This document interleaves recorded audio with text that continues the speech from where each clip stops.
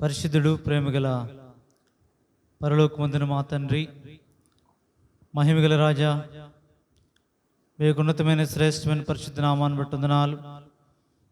మమ్మల్ని ప్రేమించి మరొక దినమంతట్లో మా బాధ్యతల్లో మీరు మాకు ఇచ్చిన సహాయాన్ని బట్టి వందనాలు. ఈ సాయంకాల సమయంలో నీ ప్రజలను కానీ సన్నిధిని కలిగి ఉంటకు మీరు ఇచ్చిన గొప్ప ఆధిక్యతను బట్టి వందనాలు. ఈ ఎండ తీవ్రత నుంచి నీ ప్రజలను భద్రపరుస్తున్న నీ ప్రేమను బట్టి కూడా వందనాలు. ఈ సాయంకాల సమయానికి నీ మందిరావరంలో ప్రవేశించగలిగిన నీ ప్రజలను బట్టి వందనాలు. మన పూర్తి నీ ఆశీర్వాదంతో నింపండి. ఎవరైతే సమయానికి చేరుకోలేకపోయినారో వారికి అనుకూలతలు ఏర్పాటు చేయండి. ఎవరైతే నిర్లక్ష్యంగా ఉన్నారో వారిని సంధించి క్రమపరిచి సమయానికి నీ మందిరావరంలో కనబడే అలవాటును వారికి మీరే అట్టి ప్రేరేపణ అనుగ్రహించవలసిందిగా ప్రార్థిస్తున్నాం.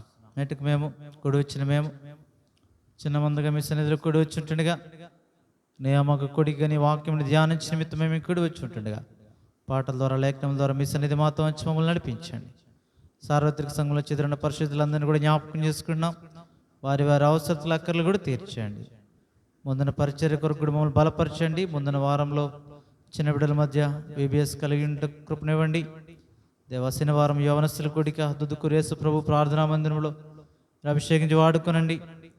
ప్రభుదిన కొరకు సిద్ధపరచండి. అలాగే దేవా, ఈ మధ్యలో ఉన్న పరిచర్యలో కూడా మీరే మీ ఆత్మను అభిషేకించి వాడుకునండి. ప్రాముఖ్యంగా ప్రయాణాల్లో కూడా భద్రత ఇచ్చి ఎండ తీవ్రత నుంచి కాపాడండి. క్షేమం అనుగ్రహించండి. నీ ఉద్దేశం మా ద్వారా నెరవేర్చబట్టకు సహాయం చేయండి. దేవా, సంగముగా చేసిన ప్రతి ప్రార్థన కూడా మీరు అంగీకరించండి. దేవా, అనారోగ్యంగా ఉన్న వారిని స్వస్థపరచండి. ఆయా వ్యాధి బాధలు కూడా వెళ్తున్న వారిని జ్ఞాపకం చేసుకునండి. దేవా, అలాగే అనుకూలమైన పరిస్థితుల్లో ఉన్న వారిని జ్ఞాపకం చేసుకున్న వారి అవసరాలు తీర్చండి. తమ ప్రియులను పోగొట్టుకున్న వారి కుటుంబాలను సంఘాలను ఆదరించండి. వీటికి నీ ప్రజల అవసరాలు తీర్చండి. ఆహారం ఆశ్రయం అనుగ్రహించండి. ఎదురాడేవారికి మారు మనసు ఇవ్వండి. నీ ప్రజలను సంరక్షించి భద్రపరచండి. మాకు ఇవ్వండి స్వేచ్ఛా వాతావరణంలో నమ్మకంగా నేను సేవించడం ద్వారా ఈ భూమి మీద నీ చిత్తమును మేము సంపూర్తిగా నెరవేర్చడానికి మమ్మల్ని సిద్ధపరచండి. మందిరం చుట్టూ ఆవరణ చుట్టూ మీకు కంచి వేయండి.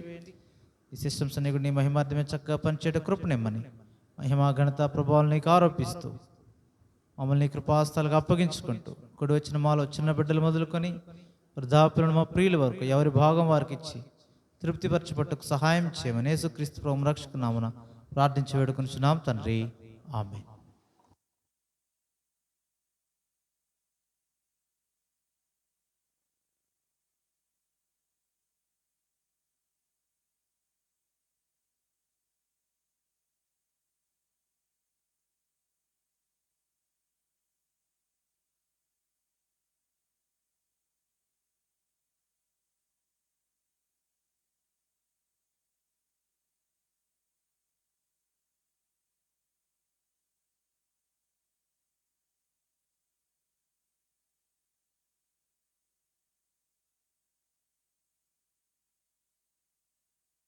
మూడు 323 పాట పాడదాం. పాట సంఖ్య 323, 320 పాత పాటలు.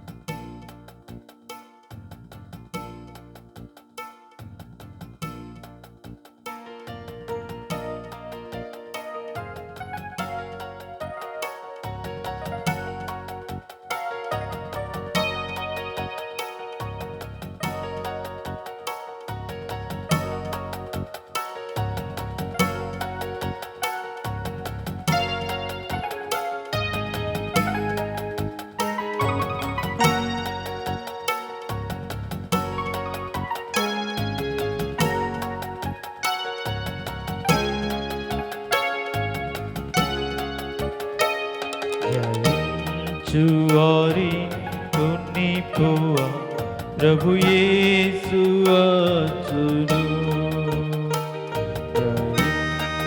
వారి కొన్నిపోవ ప్రభు యేసు వచ్చును.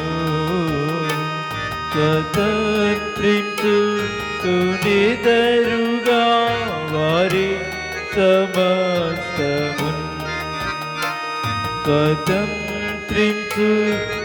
స్వతంత్రించుకునెదరుగా వారి సమస్తమున్ జయించు వారి కొన్నిపోవా ప్రభు యేసు వచ్చును జయించు వారి కొన్నిపోవా ప్రభు యేసు వచ్చును ఎవరు ఎదురు చూతురో సంసిద్ధులవుతురు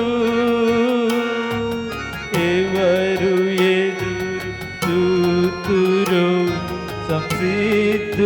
సంసిద్ధులవుతురు ప్రభు రాకనేవ రాశింతురు కొనిపోవ క్రీస్తు వచ్చును ప్రభు రాకనేవ రాశింతురు కొనిపోవ క్రీస్తు వచ్చును జయించు వారి కొనిపోవ ప్రభు యేసు వచ్చును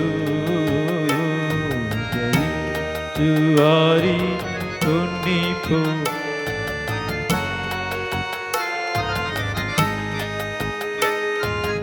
యేసు శిష్యులతో పల్కే తిరిగి వత్తుడని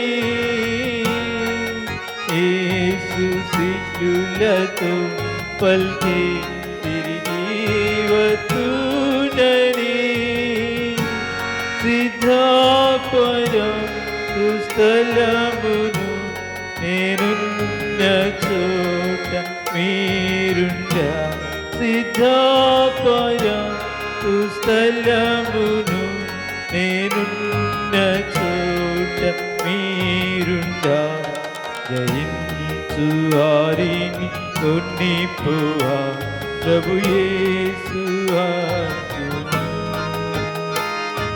జయించు వారిని కొనిపోవా ప్రభు యేసు వచ్చును ఎవరు నీతో నడతురు ప్రత్యేక మౌదురు ఎవరు నీతో నడతురు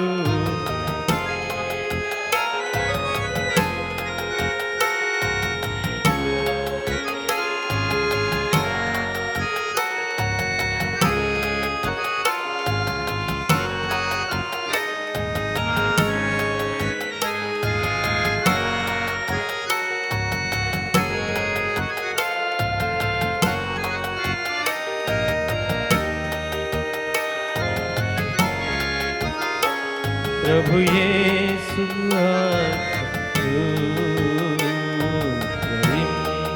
వారిని కొనిపోవా ప్రభు యేసు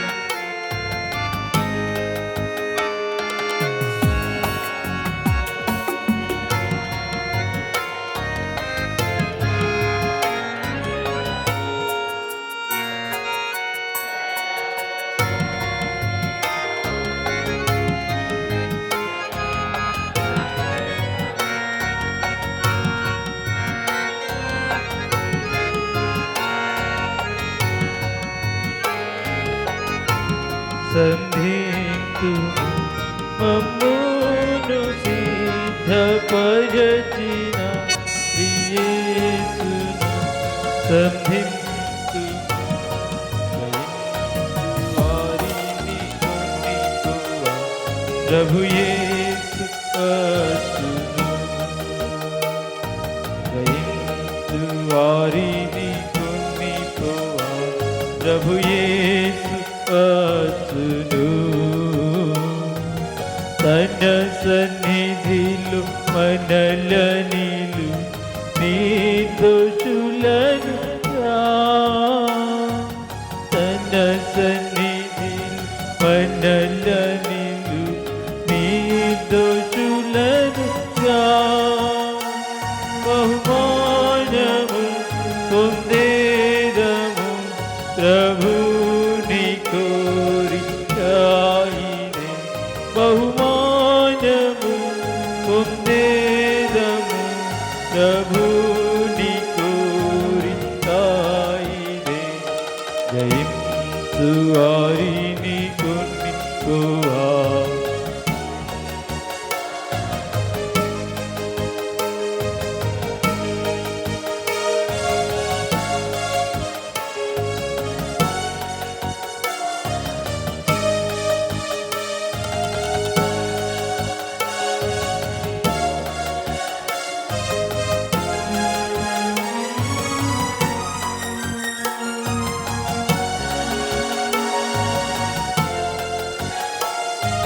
స్తుతి చెల్లింతుము అద్భుతము అదినమును ఎవరు వర్ణింపలేరుగా అద్భుతము అదినమును ఎవరు వర్ణింపలేరుగా వారిని కొనుకోవా ప్రభు యేసు వచ్చును జయించు వారిని కొనిపోవా ప్రభు యేసు వచ్చును స్వతంత్రించు కొనెదరుగా వారి సమస్తము స్వతంత్రించు కొనెదరుగా వారి సమస్తము జయించు వారి కొనిపోవా ప్రభు యేసు వచ్చును జయించు వారి కొనిపోవా ప్రభు యేసు వచ్చును.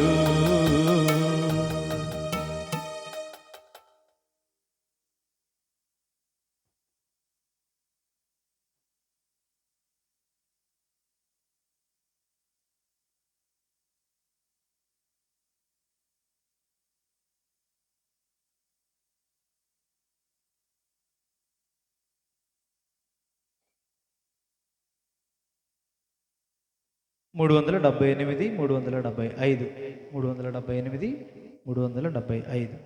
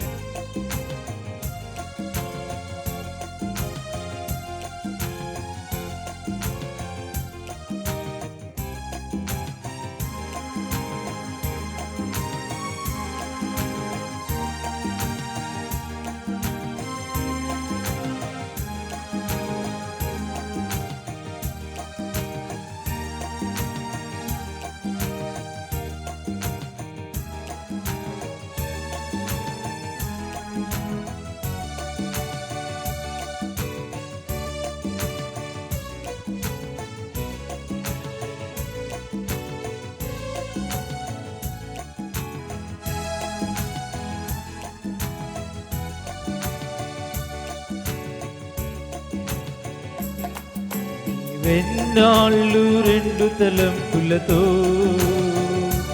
కుంటి కుంటి నడిచేదావివో యెహోవా ఏది దేవుడా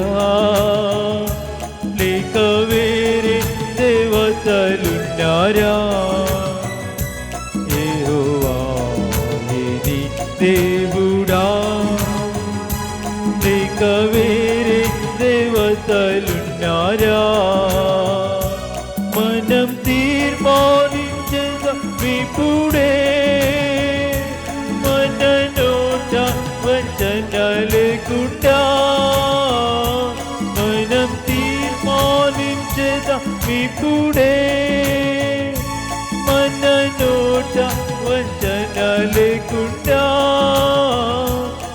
మరుగైన పాపములన్నిటి హృదయము నుండి తొలగించేదం. మరుగైన పాపములన్నిటి హృదయము నుండి తొలగించేదం. నీవెన్నాళ్ళు రెండు తలంపులతో కుంటి కుంటి నడిచెదవివో. యెహోవా నీ దేవుడా, లేక వేరే దేవతలున్నారా? యెహోవా నీ దేవుడా, లేక వేరే దేవతలున్నారా? మారు మనసు పొందేదామిప్పుడే, జీవితాంగోసమూల నుండి. మారు మనసు పొందేదామిప్పుడే, జీవితాంగోసమూల నుండి. పరిశుద్ధులమనితో చులుగా ప్రభు దినమందు కనబడేదం. పరిశుద్ధులమనితో చులుగా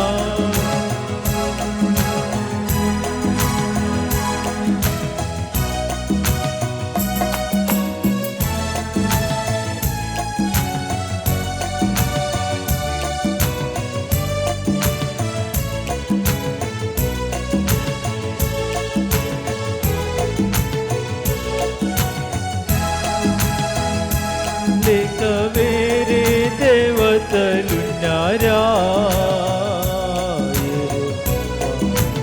నీ దేవుడా, లేక వేరే దేవతలున్నారా? అపవాదికి చోటివ్వక బహు జాగ్రత్తతోను లేదాము. అపవాది చోటివ్వక బహు జాగ్రత్తతోను లేదాము. మనుషులను సంతోషపెట్టక దైవ చిత్తములో నిలచెదము. మనుషులను సంతోషపెట్టక దైవ చిత్తములో నిలచెదము. నీవెన్నాళ్ళు రెండు తలంపులతో కుంటి కుంటి నడిచెదవివో. యెహోవా నీ దేవుడా, లేక వేరే దేవతలున్నారా? యెహోవా నీ దేవుడా,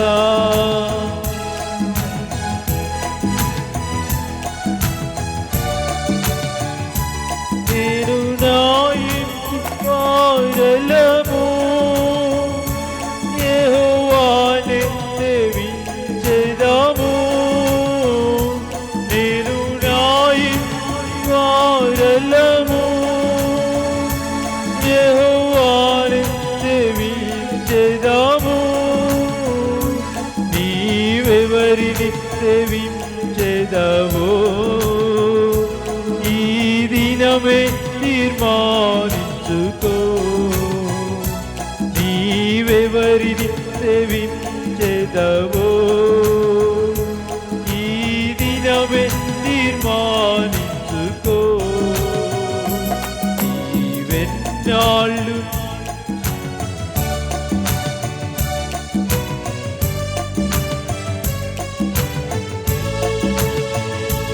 యెహోవా నీ దేవుడా, లేక వేరే దేవతలున్నారా?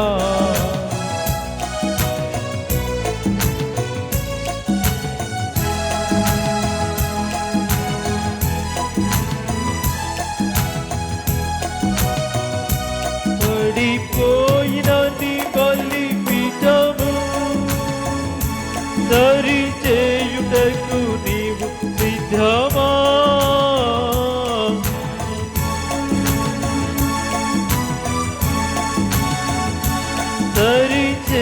చేయుటకు నీవు సిద్ధమా? ఇశ్రాయేలు దేవుణ్ణి వేడినా అగ్ని మూలముగా బదులించును. ఇశ్రాయేలు దేవుణ్ణి వేడినా అగ్ని మూలముగా బదులించును. వెన్నాళ్ళు రెండు తలంపులతో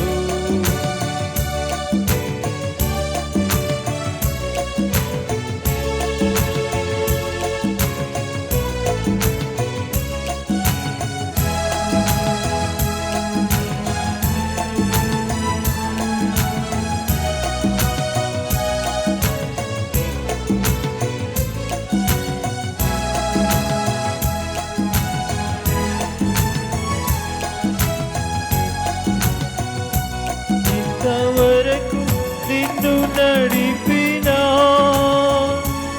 ఎబినేజరైన నీ దేవుని. ఇంతవరకు నిన్ను నడిపినా ఎబినేజరైన నీ దేవుని. నీవు మరచి జీవించినచో నీకు నెమ్మదియే ఉండదు. నీవు మరచి జీవించినచో నీకు నెమ్మదియే ఉండదు.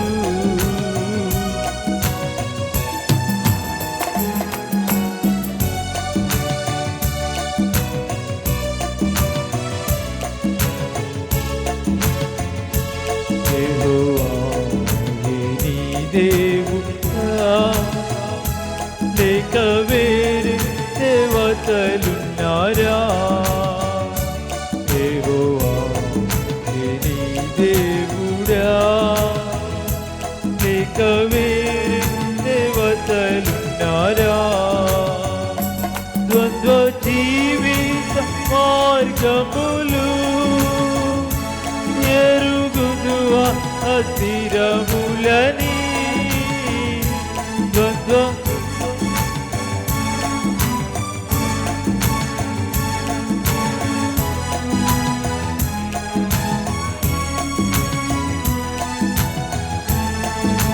ప్రభున్ వెదకినా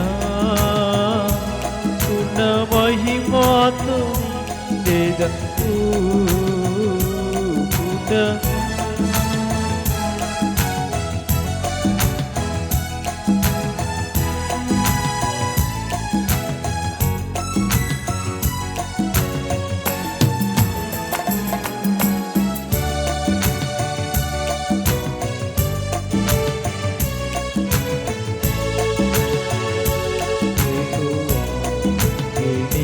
దేవుడా లేక వేరే దేవతలున్నారా? యెహోవా నీ దేవుడా లేక వేరే దేవతలున్నారా?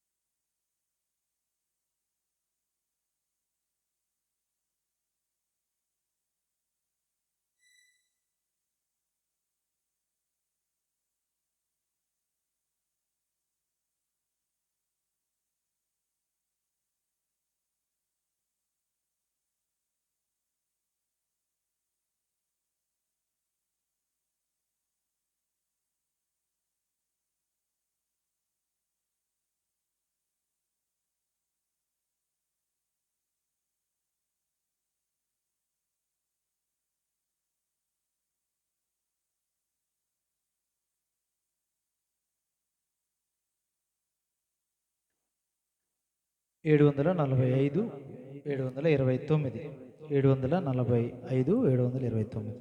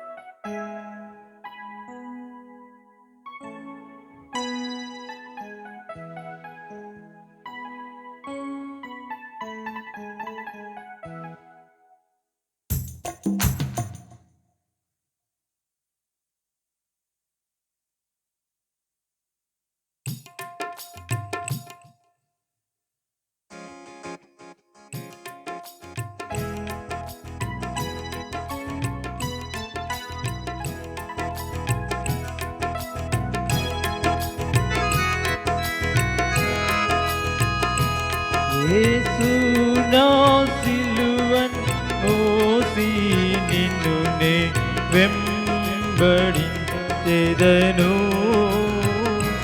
నీదు దాసుడనై నిన్నే వెంబడించెదను. నీదు దాసుడనై నిన్నే వెంబడించెదను. యేసు నన్ను రక్షించి నా కొరకు రానయుండా. యేసు నన్ను రక్షించి నా కొరకు రానయుండా. నేనికను నీదు వెంటనే వెంబడించెదను. నేనికను నీదు వెంటనే వెంబడించెదను. యేసు నా సిలువన్ మోసి నిన్ను నే వెంబడించెదను. నీదు దాసుడనై నిన్నే వెంబడించెదను. నీదు దాసుడనై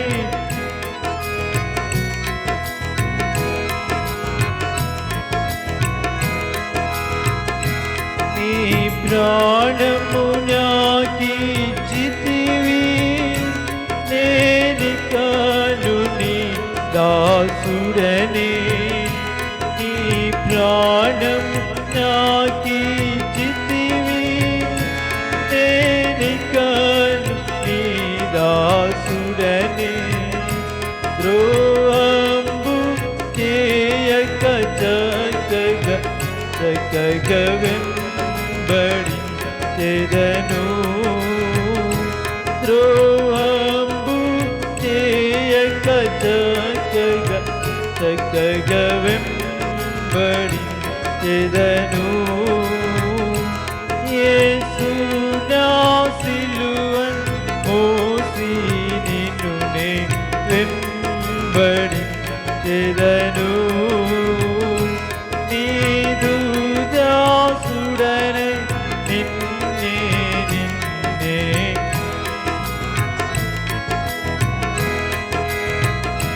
నీదు దాసుడనై నిన్నే వెంబడించెదను. మరణంబు గెల్చి లేచె మృత్యుంజయుడై యేసు. మరణంబు గెల్చి లేచె మృత్యుంజయుడై యేసు. నేని నిరీక్షణ కలిగి నిన్ను నే వెంబడించెదను. నేని నిరీక్షణ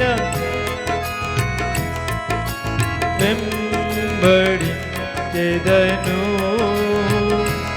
యేసు నా సిలువన్ మోసి నిన్ను నే వెంబడించెదను. నీదు దాసుడనై నిన్నే వెంబడించెదను. నీదు దాసుడనై నిన్నే వెంబడించెదను.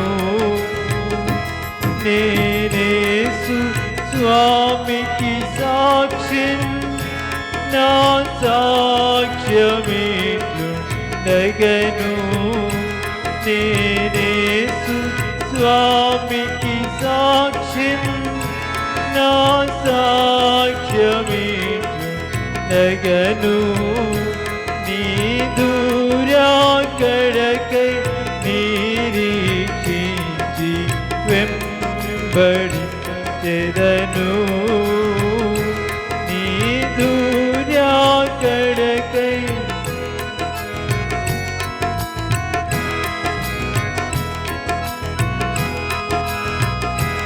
యేసు నా సిలువన్ మోసి నిన్ను నే వెంబడించెదను నీదు దాసుడనై నిన్నే వెంబడించెదను నీదు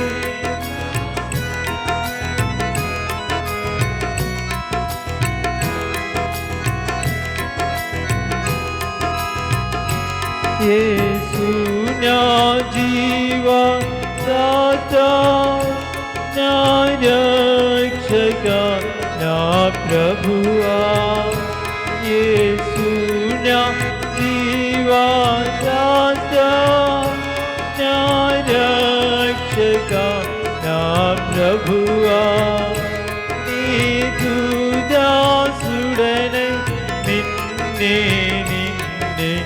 వెంబడించెదను నీదు దాసుడనై నిన్నే వెంబడించెదను యేసు నా సిలువన్ మోసి నిన్ను నే వెంబడించెదను నీదు దాసుడనై నిన్నే వెంబడించెదను నీదు దాసుడనై నిన్నే వెంబడించెదను.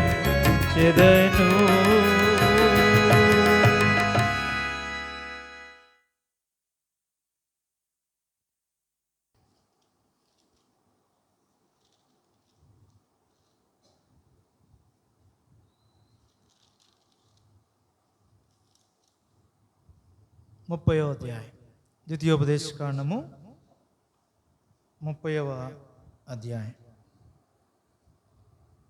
నేను నీకు వినిపించిన ఈ సంగతులన్నీయు అనగా దీవెనయు శాపమును నీ మీదికి వచ్చిన తర్వాత నీ దేవుడైన యెహోవా నిన్ను వెళ్ళగొట్టించిన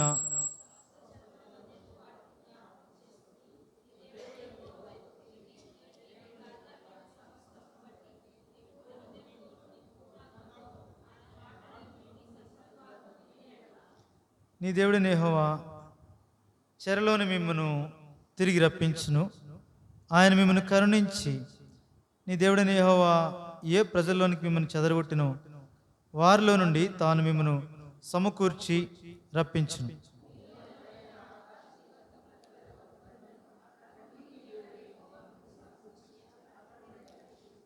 నీ పితరులకు స్వాధీనపరిచిన దేశమున నీ దేవుడైన యెహోవా నిన్ను చేర్చును. నీవు దాన్ని స్వాధీనపరుచుకుందు. ఆయన నీకు మేలు చేసి నీ పితరుల కంటే నిన్ను విస్తరింపజేయను.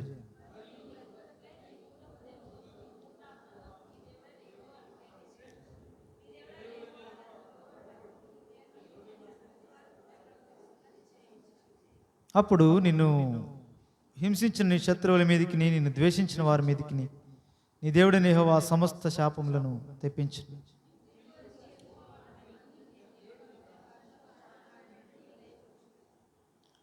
మరియు నీ దేవుడైన యెహోవా నీ చేతి పనులన్నిటి విషయంలోనూ, నీ గర్భ ఫల విషయంలోను, నీ పశువుల విషయంలోను, నీ భూమి పంట విషయంలోను నీకు మేలుగునట్లు నేను వర్ధిల్లజేయను. ఈ ధర్మశాస్త్ర గ్రంథమందు వ్రాయబడిన ఆయన ఆజ్ఞలను కట్టడలను నీవు గైకొని నీ దేవుడైన యెహోవా మాట విని నీ పూర్ణ హృదయంతో నీ పూర్ణాత్మతో నీ దేవుడైన యెహోవా వైపు మళ్ళినప్పుడు యెహోవా నీ పితరుల యందు ఆనందించినట్లు నీకు మేలు చేయుటకు నీ యందును ఆనందించి నీ వైపు మళ్ళును.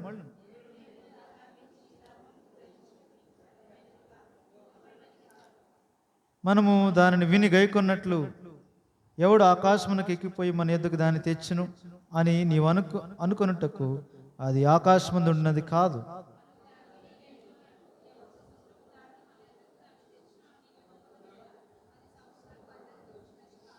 నీవు దాన్ని అనుసరించుటకు ఆ మాట నీకు బహు సమీపముగా ఉన్నది, నీ హృదయమున నీ నోటనున్నది.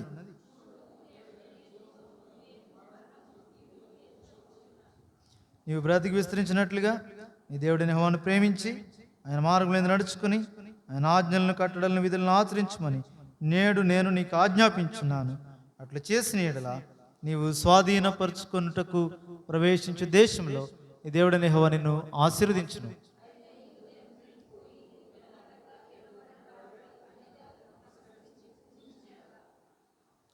మీరు నిశ్చయముగా నశించిపోదురనియు స్వాధీనపరుచుకుంటకు యొర్దానును దాటబోచున్న దేశంలో మీరు అనేక దినములు ఉండరనియు నేడు నేను నీకు తెలియజెప్పుచున్నాను.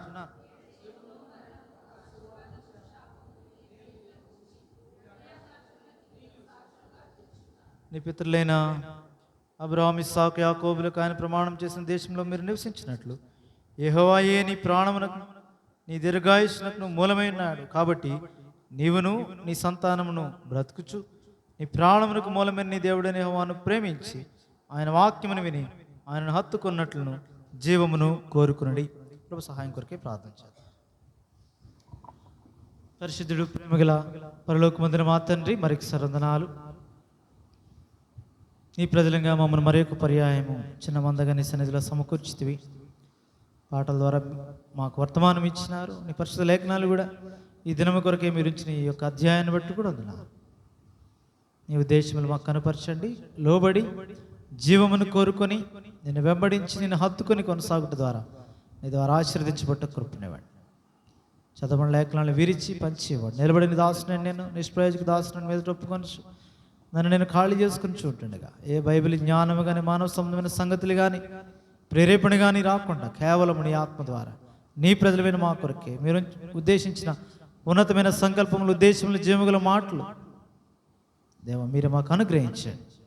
దీన్ని తృప్తి పొంది సంతోషంతో మా గృహాలకి వెళ్ళట కృపనిమ్మని ఆదరించి, ధైర్యపరిచి, బలపరిచి, ఆలోచనిచ్చి దేవా స్వస్థపరిచి సంతోషింపజేసి నీ రాకడ కొరకే సిద్ధపడుతూ వెళ్ళట కృపనిమ్మని నీ చేతులకి మమ్మల్ని అప్పగించుకుంటూ యేసుక్రీస్తు ప్రభువు రక్షకునామమున ప్రార్థించి వేడుకొనుచున్నాం తండ్రి, ఆమేన్.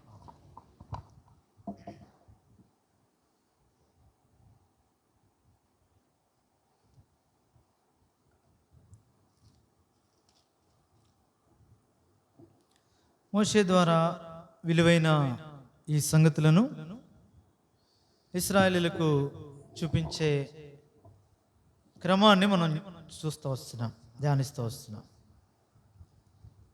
కాబట్టి ఇంకా దగ్గరికి వచ్చే కొలది ఆ సీరియస్నెస్ చూపిస్తున్నాడు ఇక్కడ మోషే.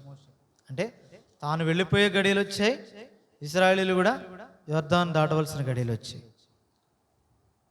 ద్వితీయోపదేశకాండం ఆరంభంలో ఉన్నట్టుగా లేదు. ఇప్పుడు ఇంకా సీరియస్గా అంటే ఆ తీవ్రతను చూపిస్తున్నాడు. విలువైన సంగతులు మాట్లాడుతున్నాడు. ఎందుకంటే మీరు దానిలో వెళ్ళాలా, ప్రవేశించాలా, స్వాధీనపరచుకోవాలా, నివసించాలా. అందుకొరకే దానికి తగినట్లుగా ప్రభువుని హత్తుకునే విషయంలో ఈ సంగతులన్నీ దేవుని ఆజ్ఞలు, దేవుని కట్టడలు, దేవుని న్యాయ విధులు వారికి బోధించాడు. దీవెన శాపవచనాలు చూపించాడు. సరే, ఇక్కడ 30వ అధ్యాయం ఇప్పుడు మనం చదివినాం. ఇక్కడికి వచ్చేసరికి మరింత నేరుగా మాట్లాడుతున్నాడు. ఇవన్నీ అంటాడు. చూడండి 30వ అధ్యాయం మొదటి వచనం, నేను నీకు వినిపించిన ఈ సంగతులన్నీ అనగా దీవెనయు శాపమును నీ మీదకి వచ్చిన తర్వాత సమస్త జనముల మధ్యను వాటిని జ్ఞాపకం చేసుకుని తిరిగి సమస్తమును బట్టి పూర్ణ హృదయంతో, పూర్ణ ఆత్మతో. కాబట్టి ఇది జ్ఞాపకం చేస్తున్నాడు. దేని సంగతి అంటే ఇది దేవునికి తెలుసు. ముందే ఈ ప్రజలు ఎలాంటి వారు మోషేకి కూడా తెలుసు. లోబడిన వాళ్ళని ప్రజలు అంటాడు. దేవునికి తెలుసు, మోషేకి కూడా తెలుసు. మోషే అనుభవిస్తూ వస్తున్నాడు ఇంతకాలం. దేవునికి ఎలాగూ తెలుసు. హృదయంలో అంతరింద్రియం అన్నీ తెలుసు ఆయనకి. పరిశోధించేవాడు, ఆంతర్యం ఎరిగినవాడు. సరే, ఇప్పుడు మోషేకి కూడా తెలుసు. అందుకే వాళ్ళు చెరలోకి వెళ్ళిపోయినా వాళ్ళు దేవునికి అవిధేయత చూపించి తాము స్థిరపడిన తర్వాత దేవుని మర్చిపోతారని కూడా తెలుసు. అలాగూ ఆ కారణాన్ని బట్టి వారు చెదరగొట్టబడిన తర్వాత కూడా ఒక సమకూర్పును దేవుడు వారికి ఇస్తున్నాడు. వారికే కాదు, మన విషయం కూడా దేవుడు ఎరిగిన వాడు ఆదరించి. అందుకే క్రొత్త నిబంధనలో సైతం తప్పిపోయిన వారిని మరలా సమకూర్చే క్రమాన్ని మనం చూస్తూ ఉన్నాం. కాబట్టి తప్పిపోవుట, తొలగిపోవుట, ప్రత్యక్షకు దూరం అవుట, పరిశుద్ధాత్మని నడిపింపుకు దూరం అయిపోయిన వారు మరలా సమకూర్చబడిన వారు క్రొత్త నిబంధనలో మనకు కనబడుతున్నారు. అందుకే ఆ సమకూర్పు ఇక్కడ జ్ఞాపకం చేస్తున్నాడు ఇశ్రాయేలీయుల విషయంలో. వారి ఎడల చూపిన ప్రేమ కంటే మరింత ఎక్కువైన ప్రేమను క్రీస్తు యేసులో సంపూర్ణంగా నీపై నాపై చూపిస్తున్నాడు. అయితే ఈ అధ్యాయంలో వారి కొరకు ఏంటంటే, వారు ఎక్కడికి వెళ్ళినా సమకూర్చే ఆధిక్యత. నేటికి వారి కొరకే ఈ సమకూర్పు, ఈ రిస్టరేషన్ నేటికి ఉంది. ఈ సమకూర్పు నీ కొరకే నా కొరకే కూడా ప్రభువైన యేసుక్రీస్తు దినమెల్లా చేతులు చాచి కనిపెడుతున్నాడు లోబడనలోని ప్రజల వాయి. కేవలం ఇశ్రాయేలీలే కాదు, మన విషయమే కూడా అంతే. దేవుని ఇశ్రాయేలుగా పిలువబడిన ఈ విషయమే నా విషయం కూడా. దాన్ని స్వాధీనం చేసుకున్నాక, పరిశుద్ధుల స్వాస్థ్యంలో చేర్చబడ్డాక, ప్రభువులో ఉండి ప్రభువునందు ఆనందించు, ఆయనకు కలిగినవన్నీ, ఆయన మన కొరకే మరణ భూస్థాపన పునరుద్ధానం బట్టి సంపాదించిన సమస్త అధికారంలో పాలుభాగం పొందుచున్న నీవు నేను కూడా తప్పిపోయినప్పుడు, తొలగిపోయినప్పుడు, అవన్నిటినీ మనకి ఇచ్చిన ప్రభువునందు లక్ష్య పెట్టకుండా వేరే వాటి మీద మన దృష్టి పెట్టినప్పుడు సైతం దేవుడు అన్యాయస్తుడు కాదు, చెదరగొడతాడు, శిక్షిస్తాడు. తండ్రి కుమారుని శిక్షించినట్లుగా శిక్షిస్తాడు. తండ్రి శిక్షింపని కుమారుడవుడు అంటాడు. కాబట్టి ప్రేమించు వానిని దండించే తండ్రి మనసు చూస్తాం హెబ్రీ పత్రిక 12వ అధ్యాయంలో. ఒకవేళ అలా దండించకపోతే, శిక్ష కిందికి మీరు రాకపోతే దుర్బీజులే కానీ మీరు కుమారులు కారు. నిజముగా వాక్యమనే బీజం వలన పుట్టిన వారైతే మీరు ఆయన శిక్షకు లోబడతారు. శిక్ష అనగా పరిశుద్ధతలో పాలుపుచ్చుకునే నిమిత్తమై క్రమపరచబడతారు. అదే జ్ఞాపకం చేస్తాడు అక్కడ హెబ్రీ పత్రిక 12వ అధ్యాయంలో. సరే, ఇక్కడ ఈ 30వ అధ్యాయంలో దేవుని ఉద్దేశం మోషే ద్వారా వారికి తెలుపబడే సంగతులు ఏంటంటే, ఇప్పుడు మీకు అన్నీ చెప్పేశా, మీరు విన్నారు. ఏమన్నాడు? నేను నీకు వినిపించిన ఈ సంగతులన్నీ అన్నాడు. అన్నీ వినిపించాను. ఏం చేస్తే దీవెన, ఏం చేస్తే శాపం, ఎలాగ జీవిస్తే ప్రభు మీతో ఉంటాడు, ఎలాగ మీరు జీవిస్తే ప్రభువును మీరు విసర్జిస్తే మిమ్మల్ని ఎట్లా చెదరగొడతాడు ఆయన. ఇవన్నీ వినిపించాడు. పరిశుద్ధ లేఖనాలు నీ చేతిలో నా చేతిలో ఉంచాడు. మునుపు మాదిరి కాదు, వాక్యమును పంపించాడు నీ దగ్గరికి, నా దగ్గరికి. యాకోబుకి ఇచ్చాడు, అలాగే బాప్తిస్మిచ్చి యోహానికి ఇచ్చాడు. నీ దగ్గరికి, నా దగ్గరికి కూడా వాక్యాన్ని పంపించాడు. ఆ వాక్యాన్ని వినటం వలన విశ్వాసం పుట్టించాడు. విశ్వసించిన మనలో పరిశుద్ధాత్మ నివాసం చేస్తున్నాడు. ఆ పరిశుద్ధాత్మ దేవుడు మన చేతిలోని దేవుని వాక్యం ద్వారా అనుదినం మనతో మాట్లాడుతున్నాడు. నేటి సంగతులే కాదు, సంభవింపబోయే సంగతులు చూపిస్తూ, ప్రభు మాదిరి చూపిస్తూ, ఆ మాదిరిలోనికి, ప్రభు రూపంలోనికి మనల్ని మార్పు చెందేలా చేస్తున్నాడు. ఆ సమకూర్పు కొరకు రాయబడింది 30వ అధ్యాయం. ఎక్కడికి చెదిరిపోయినా ఈ దీవెన వచ్చినా కానీ శాపం వచ్చినా కానీ ఒకటే వారి గుర్తు.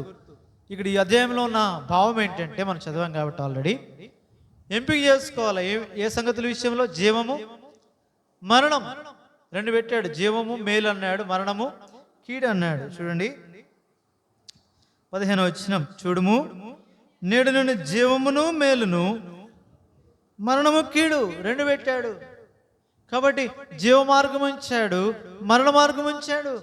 మేలుంది, కీడుంది, ఇరుకుంది, విశాలత ఉంది. రెండు సంగతులు జ్ఞాపకం చేయబడింది. కొండ మీద ఆయన అదే చెప్పాడు. కొండ మీద ప్రభు చెప్పినప్పుడు చివరిలో అదే మాట చెప్పాడు. ఇసుక పునాది, కొండ మీద వేయబడిన పునాది, ఇరుకు ద్వారం, విశాలమైన ద్వారం జ్ఞాపకం చేస్తూ వచ్చాడు.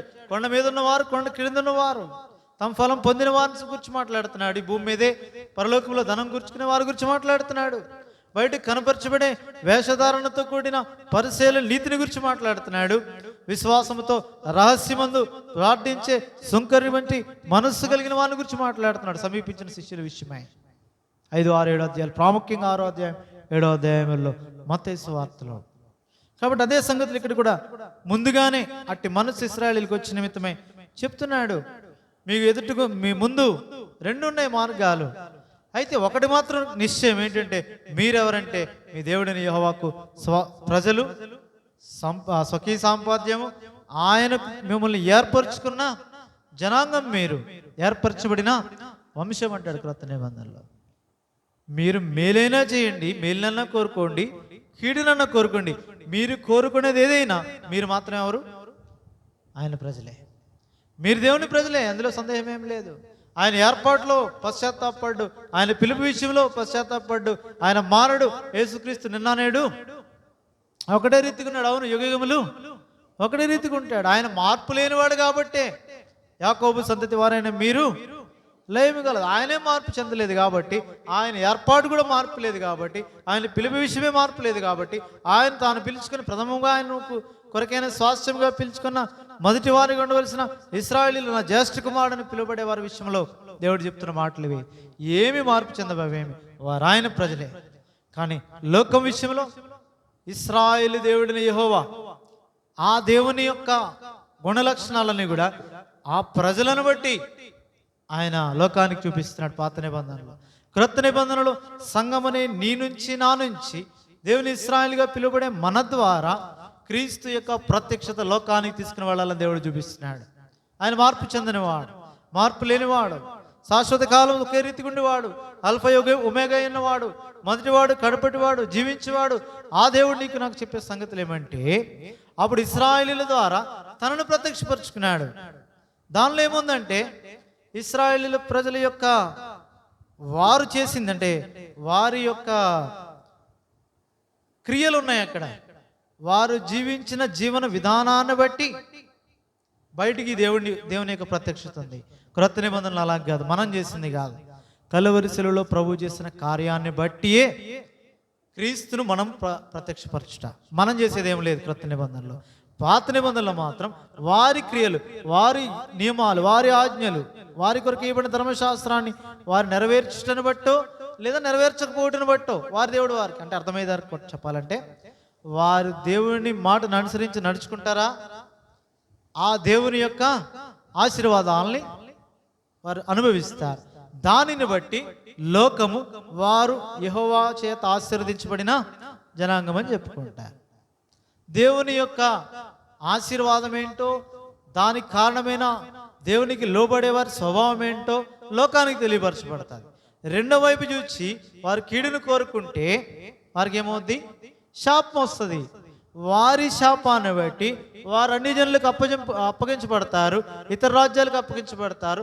అలాగ అప్పగించబడుటను బట్టి కూడా, ఇశ్రాయేలీయుల యొక్క శాపాన్ని బట్టి కూడా వారి దేవుడు వారిని శపించాడు. ఇంత భయంకరమైన శాపం వారి మీదకి ఉంటుంది. ఇలాగ కూడా దేవుని యొక్క గొప్పతనం కనబరచబడుతుంది. ఉద్దేశం ఏంటంటే, ప్రజలు కోరుకోవాల్సింది ప్రజలు ఏంటది? మేలు కావాలా, కీడు కావాలా, జీవం కావాలా, మరణం కావాలా? ఏది కోరుకున్నా ప్రభు మహింపరచబడతాడు, అందులో సందేహం లేదు. ఏది కోరుకున్న వారు ప్రభు ప్రజలే, అందులో కూడా సందేహం లేదు. అదే క్రొత్త నిబంధన. వారి సంగతి వదిలేస్తే వారు ఎలాగ తప్పిపోయారు, మనం కూడా తప్పిపోతున్నాం. అయితే మనకిచ్చే దేవుడిచ్చిన ధైర్యం అందుకే ఇచ్చాడు. గలతీ పత్రిక 5:1 అందుకే అంటాడు, ఏమంటాడు? గలతీ పత్రిక 5వ అధ్యాయం 1వ వచనం, ఈ స్వాతంత్ర్యం అనుగ్రహించి క్రీస్తు మనలను వాళ్ళకిచ్చిన స్వాతంత్రం నీకు నాకు కూడా ఇచ్చాడు. అందుకే ఈ హెచ్చరిక అక్కడ కూడా చెప్తున్నాడు. ఏమని? తర్వాత చదవండి. కాబట్టి మీరు స్థిరముగా నిలిచి మరలా దాస్యమును కాడి క్రింద చిక్కుకోవద్దు. వాళ్ళకి దాస్యం ఉంది. ఎవరికి? ఐగుప్తు దాసత్వములో నుండి విమోచింపబడి స్వతంత్ర దేశమైన కనానులో ప్రవేశింపజేయబడిన ఇశ్రాయేలీయులకు ఏముంది? స్వాతంత్రం ఉంది. వారికి ముందు దాసత్వం ఉంది. ఒకవేళ వారు కూడా దేవుని ఇచ్చిన స్వాతంత్ర్యాన్ని సరిగా వాడకపోతే ముందేముంది? వాళ్ళకు కూడా దాసత్వం ఉంది. అలాగే స్వతంత్రులుగా ఉన్నట్టుకు పిలువబడిన నీ విషయమే నా విషయమై కూడా క్రీస్తు శరీరంలో క్రీస్తుని బట్టి స్వాతంత్రం ఉంది. ఈ స్వాతంత్రం అనుగ్రహించి క్రీస్తు మనలను స్వతంత్రులుగా చేశాడు. లిబర్టీ ఇచ్చాడు, నీకు నాకు కూడా స్వాతంత్రం ఇచ్చాడు. అయితే ఈ ముందేముంది? ముందు కాదు, వెనకేముంది? దాస్యం అనే కాడు ఉంది. అది దేవుడు మనలో ఉండడానికి పెట్టింది కాదు, కానీ మనము దానిలో చిక్కుకొనకుండా నిమిత్తమై మీరు స్థిరముగా నిలిచి, ఆ నిలిచి ఉండే స్థాయిని గురించే 15వ అధ్యాయంలో యోహాను సువార్తలో ప్రభు మాట్లాడతాడు శిష్యులతో. వాడు వెళ్ళిపోయాడు నిలిచి ఉండకుండా. 13వ అధ్యాయంలో మీరు స్థిరముగా నిలిచి ఉండండి. మీ ద్రాక్షవల్లిలో నిలిచి ఉంటేనే కానీ మీ అంతటి మీరు ఫలించలేరు. తీగే ద్రాక్షవల్లిలో నిలిచి ఉండాలా. స్థిరముగా నిలిచి ఉండకపోతే ఏమవుద్దంటే ఫలించని కారణం చేత ఫలించే తీగలు మరి ఎక్కువగా ఫలించకుండా ఆఫ్ చేస్తుంది. కాబట్టి రెండవ వచనం ప్రకారం ఏం చేస్తారు? అటువంటి తీసి పారవేయాలి, కత్తిరించి వేయాలి. అటువంటి మనుషులు పోగు చేసి బయట వేస్తారు, అది ఎండిపోతాయి. తర్వాత వాటిని కాల్చివేసే స్థితిలోనికి మనం పోకుండా నిమిత్తమై మనం చేయవలసింది ఏంటంటే నా యందు మీరును మీ యందు నా మాటలను నిలిచి ఉన్నట్టు నేర్పిస్తున్నాడు. కాబట్టి మీరు స్థిరముగా నిలిచి అంటాడు గలతీ 5:1.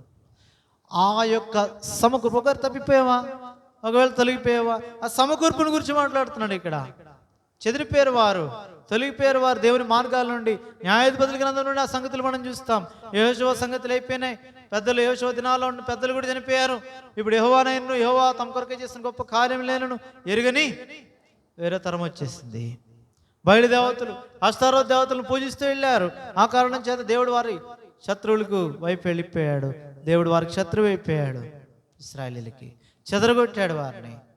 తర్వాత దినాల్లో చూస్తే ఇంకా ముందుకెళ్తే దేవుని యొక్క ఆశీర్వాదాల విషయం చూస్తే రాజుగా సౌలు కాదుగా దావీదు నియమించబడిన తర్వాత దాదాపు దావీదు సొలొమోను జీవించిన కాలం అంతట్లో కూడా ఆ 80 సంవత్సరాల్లో రాజ్యము చక్కగా ఉంది.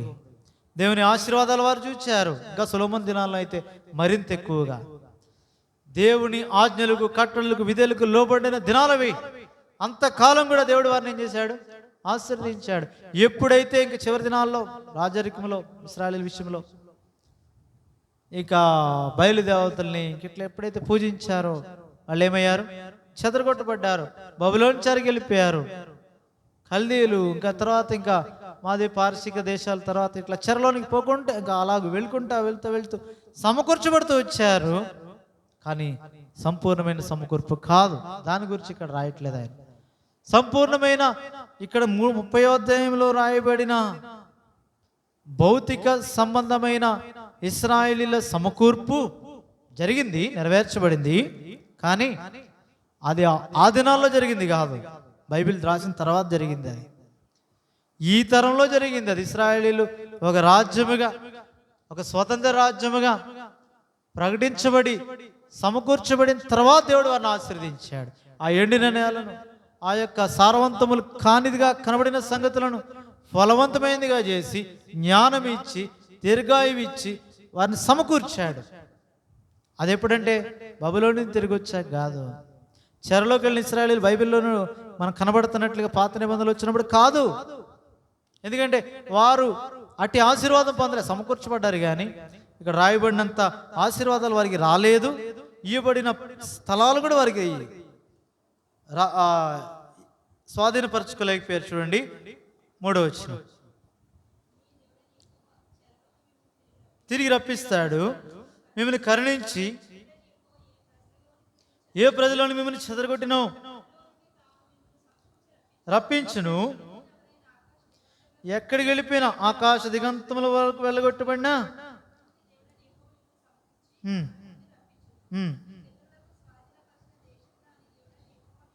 ఆ మాట మాట్లాడాడు అక్కడ. ఏదో ఇశ్రాయేలు, ఏదో దేశం, ఏదో ప్రాంతం కాదు. ఏదైతే నీ పితరులు స్వాధీనపరుచుకున్నారో అదే దేశాన్ని తీసుకొస్తారు. ఆ మాట చెప్పాడు. దానికంటే ముందు వారు స్వతంత్రించుకున్న ప్రతిసారి కూడా తమ పితరులు స్వాధీనపరుచుకున్న భూములు సంపూర్తిగా వారు స్వాధీనపరుచుకున్న లేదు. వచ్చారు, మా అయితే యెరూషలేముకి వచ్చారు, మా అయితే దేవాలయం కట్టారు, లేదంటే చుట్టుపక్కల ఉన్న ప్రాంతాలను స్వాధీనపరుచుకున్నారు. కానీ సంపూర్తి ఇప్పుడనగా ప్రస్తుత కాలంలో ఉన్నట్లుగా ఏదైతే పూర్వ దినాల్లో తమ పితరులైన అబ్రాహాము, ఇస్సాకు, యాకోబులు, తర్వాత ఇశ్రాయేలు ప్రజలు స్వాధీనపరుచుకున్న దేశమును నేడు స్వాధీనం చేసుకున్నారు. ఏ విషయంలో? భౌతిక విషయంలో. బబులోను నుంచి వచ్చినప్పుడు కానీ, చెర నుండి మరలా సమకూర్చబడినప్పుడు కానీ స్వాధీనపరచుకోలేదు. దాన్ని సంపూర్తిగా స్వాధీనం చేసుకున్నారు. కానీ సంపూర్ణంగా తమ పితరులు దేన్ని స్వాధీనం చేసుకున్నారు? దాన్ని అంతటిని స్వాధీనం చేసుకోలేదు. ఎప్పుడు చేసుకున్నారంటే స్వాతంత్రం ఇప్పుడు వచ్చిన తర్వాత. ఇప్పుడు ప్రస్తుత దినాల్లో ఉన్న ఇజ్రాయేలు ప్రాంతాలు స్వాధీనం చేసుకున్న సంగతులు, వాటిని ఇప్పుడు భౌతికంగా స్వాధీనం చేసుకున్నారు. ఆ కారణం చేత అప్పుడు లేని సమృద్ధి ఇప్పుడు ఉంది. ఏంటా సమృద్ధి? చూడండి తర్వాత 5వ వచనం. నిన్ను చేర్చును, నీవు దాన్ని స్వాధీనపరుచుకుంటావు, మేలు చేసి అప్పుడు ఆశీర్వదించలేదు. అలా బబులోను నుంచి తిరిగి వచ్చిన తర్వాత పితరుల కంటే వారు ఆశీర్వదించబడలేదు, కానీ నేటి దినాల్లో ఆశీర్వదించబడ్డారు. నేటి దినాల్లో సమకూర్పును భౌతికంగా మనం చూడగలం. పితరుల కంటే అధికంగా దేవుడు వారిని ఆశీర్వదించాడు, మునుపటి కంటే అధికమైన మేలు వారికి ఇచ్చాడు. ఈ సంగతులన్నీ భౌతికంగా ఇశ్రాయేలీయుల విషయంలో జరిగింది నేటి దినాల్లో. ఇంకేముంది తర్వాత చదవండి.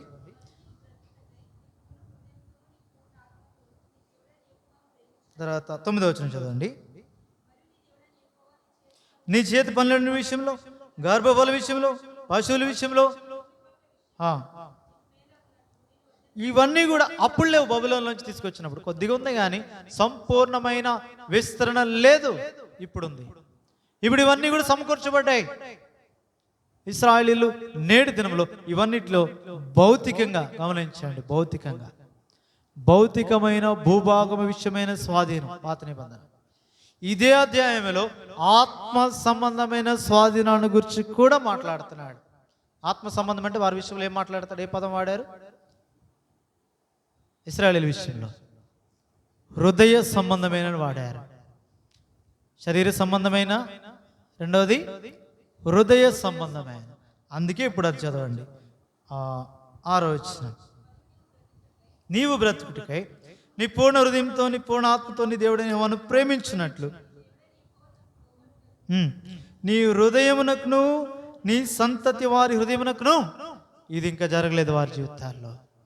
భౌతికంగా స్వాధీనం చేసుకున్నారు, భౌతికంగా మేలు పొందుతున్నారు, భౌతికంగా అభివృద్ధి కలిగి ఉన్నారు, భౌతికంగా దేవుడి మీద మనసు పెట్టుకున్నారు, భౌతికంగా దేవుని వైపు హత్తుకున్న నిమిత్తమే దేవుని వాక్యానికి నేటి దినాల్లో నేటి వరకు కూడా స్వాతంత్ర్యం పొందిన మొదలుకొని నేటి వరకు వాక్యానికే ప్రాధాన్యత ఇస్తున్నారు ఇశ్రాయేలీయులు. కానీ వారి హృదయం దేవునికి ఎలా ఉంది? ఇంకా దేవుడికి అనగా ఆ ప్రేమ విషయంలో, భూలోకానికి శరీరధారికి వచ్చిన ప్రభువైన యేసుక్రీస్తు విషయంలో ఆ హృదయం నేటికి కఠినంగానే ఉంది.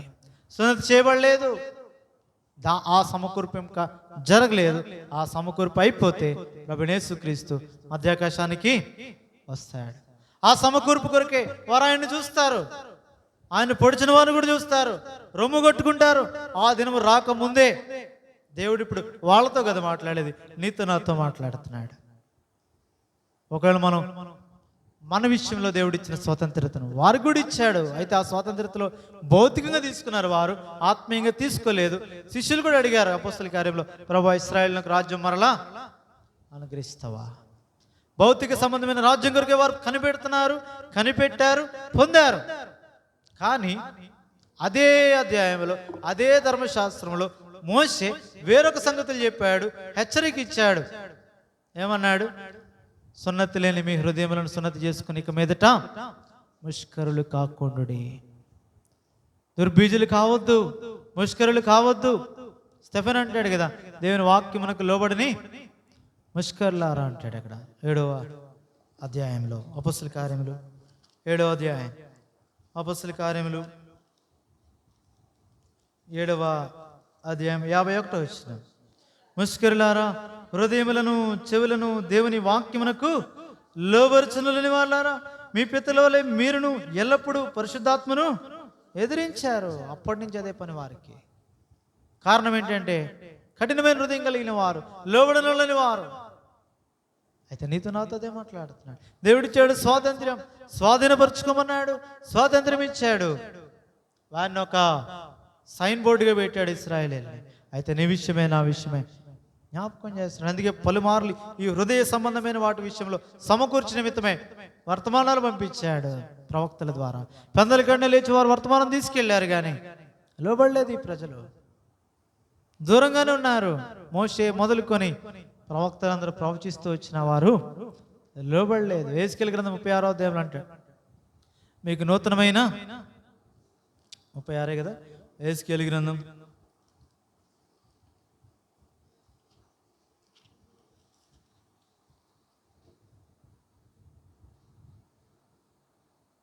36వ అధ్యాయం 26వ వచనం. అంటే 16 నుంచి చదువుకుంటూ వెళ్తే ఆ సమకూర్పు చదవసరం లేదు, కానీ సమకూర్పుని గురించి మాట్లాడుతున్నాడు. మీరు చెదరగొట్టబడిన మీరు తిరిగి వస్తే, మళ్ళా మీరు దేవుని వైపు తిరిగితే మీకేం జరుగుతుంది అది చెప్తూ ఈ సంగతులు చెప్పాడు. ఏమని పైన ఉదాహరణకి అర్థమయ్యే దాని కొరకు పైన 22 నుంచి చూడండి. కాబట్టి ఇశ్రాయేలుకి మాట ప్రకటించేము, ప్రభువు యెహోవా సెలవిచ్చింది ఏమనగా,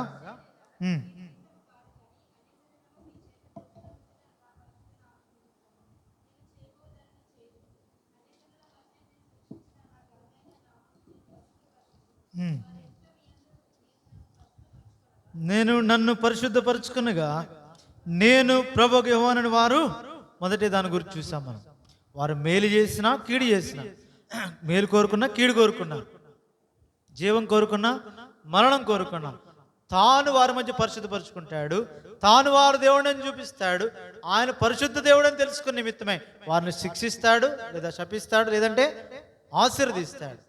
ఏదైనప్పుడు కూడా ఆయన పరిశుద్ధత మాత్రం ఆయన తన పరిశుద్ధినిగా కనపరుచుకుంటాడు. అదే ఇక్కడ కూడా చెప్తున్నాడు, నా పరిశుద్ధత నేను కాపాడుకుంటాను. తర్వాత 24వ వచనం, తోడుకొని సమకూర్చి పోనట్లు శుద్ధ జలము జల్లుదును, మీకు కలిగిన అపవిత్రత అంతయు తీసివేసేదును. ఇది చూస్తాం అక్కడ 24, 25 వచనాల్లో ఉన్నది. ఎక్కడి నుంచి అంటే 35వ అధ్యాయం ఆది కాండంలో యాకోబు విషయం చేశాడు. అట్లా శుద్ధ జలము అక్కడ మనం చూస్తాం. బేతేలుకి వచ్చి అక్కడ బలిపీఠం కడితే ఆ మలిన వస్త్రాలు మార్చుకున్నారు. ఆ సంగతులన్నింటినీ కూడా అక్కడ మస్తుకి అక్కడ సింధూర వృక్షం క్రింద, ఏ వృక్షం క్రింద చూడండి 30 దాచిపెట్టారు. అక్కడ ఆ వస్తువులు, అన్య దేవతల సంగతులు, చెవి పోగులు అవన్నీ ఉన్నాయి. వాటిని అన్నిటినీ గృహదేవతలు తీసేశారు. అక్కడ దేవుడు వారిని పరిశుద్ధపరిచాడు. ఎప్పుడైతే వారు పరిశుద్ధంగా ఉన్నారో దేవుని పరిశుద్ధతతో కూడిన భయము 5వ వచనంలో వారి వెంబడి వచ్చి వారిని తరమవలసిన మిగిలిన వాళ్ళు, ఆ శకుమ వాళ్ళు కావచ్చు, ఆ ఇతర శత్రువుల మీద పడింది ఆ భయం అంతా. అందుకే వారు యాకోబు కుమారులను తరమలేదని రాశాడు 5వ వచనంలో. ఆ తర్వాత పరిశుద్ధపరుచుకున్న వారికి దేవుడు ప్రత్యక్షమయ్యాడు. అక్కడ చెప్పాడు సర్వశక్తి గల దేవుడు. సరే, ఇక్కడ మనం చూస్తే ఆ యాకోబు విషయం ఏం జరిగిందో, ఇశ్రాయేలు విషయం, అదే యాకోబు సంతతి విషయం మాట్లాడుతున్నాడు. శుద్ధ జలం జల్లుతాను, తర్వాత విగ్రహం వల్ల మీకు కలిగిన అపవిత్రత అంతా తీసివేస్తాను. ఇప్పుడు మాట్లాడుతున్నాడు హృదయ సంబంధమైన సున్నతి. నూతన హృదయం మీకు ఇస్తాను, నూతన స్వభావం మీకు కలుగజేస్తాను, రాతి గుణం మీలో తీసివేసి మాంసపు గుణం మీకు ఇస్తాను, నా ఆత్మను వేందుంచి అలాగు చేస్తాను. హృదయ సంబంధమైంది. ఆయన చేసేది మనం చేసేది కాదు, మిగిలినని మనం చేసేది పాత నిబంధన ప్రకారం. ఇది అలా కాదు. పాత నిబంధనలోనే వ్రాయబడిన సమకూర్పు వచ్చేసరికి అలాంటి మనసు మీకు ఇస్తానంటున్నాడు. మీకు ఎలాంటి మనసు ఇస్తానంటే నూతన మనస్సు, మాంసపు గుండె, నూతన స్వభావం. ఈ స్వభావం కలిగిన మీరేం చేస్తారంటే నా కట్టడలను అనుసరించి నడుచుకొనుడి కాదు, నడుచుకొందురు. అట్టి మనసు ఇస్తాను. హృదయ సంబంధమైంది ఇది, శరీర సంబంధమైన కట్టడలు కాదు క్రొత్త నిబంధన. అప్పుడే మాట్లాడుతున్నాడు. ఎందుకంటే ఇవన్నీ చేయించేవాడు ఎవడంటే లోపల పెట్టినా నా ఆత్మను మీ అందు ఉంచుతాను. ఆయన చేయిస్తాడు, మీరు చేయలేరు. ఆయన ఒప్పిస్తాడు, మీరు ఒప్పుకోలేరు. మీ పాపం విషయమై మీరు పాపులని చెప్తే నేను పాపినని తిరగబడతావే కానీ నీ పాపం విషయమై నీవేను ఒప్పుకొనలేని మానవ స్వభావం కలిగిన వారు. అయితే పరిశుద్ధాత్ముడు వచ్చి ఏం చేస్తాడు? నీ పాపం గురించి నిన్ను ఒప్పింపు చేస్తాడు. ఆయన చేస్తాడు. నేను నా ఆత్మ నుంచితే ఆ ఆత్మ నిన్ను ఒప్పిస్తాడు, ఆత్మ నిన్ను సరి చేస్తాడు, ఆత్మ నిన్ను సరైన మార్గంలో నడిపిస్తాడు. మనం చేయవలసిందల్లా దేవుని ఆత్మకు లోబడి ఉండాలి. చివరిగా ఆత్మ ఏం చేస్తాడు? ప్రభువు ఆత్మ చేత క్రీస్తు పోలికిస్తాడు, క్రీస్తు సారూప్యత ఇస్తాడు. కొరింథీ 2వ పత్రిక 3 చివరి వచ్చిన ప్రకారం ఆ పోలికలోనికి మారుస్తాడు. కాబట్టి ఇది దేవుని ఆత్మ యొక్క, పరిశుద్ధాత్మ యొక్క పని భూమి మీద మన విషయంలో మనం లోబడితే చాలు. అయితే 2 సంగతులు ఉన్నాయి. దేవుని వాక్యం అయితే పరిశుద్ధాత్ముడు చెప్తాడు, నీతో నాతో మాట్లాడతాడు, హృదయంతో మాట్లాడతాడు, సంధిస్తాడు. కోరుకునేది నీవు నేనే. జీవము మేలు కోరుకుంటావా, మరణము కీడు కోరుకుంటావా? నీ ఇష్టం. చెప్తాడు మళ్ళీ ఆయన, మీరు బ్రతకాలంటే జీవాన్ని కోరుకోండి, మేలుని కోరుకోండి. చివరి వచ్చిన అదే కూడా చూస్తాం. నీ ప్రాణం నీ ఊపిరికి ఆధారమైన 30వ అధ్యాయం 2వ వచనం.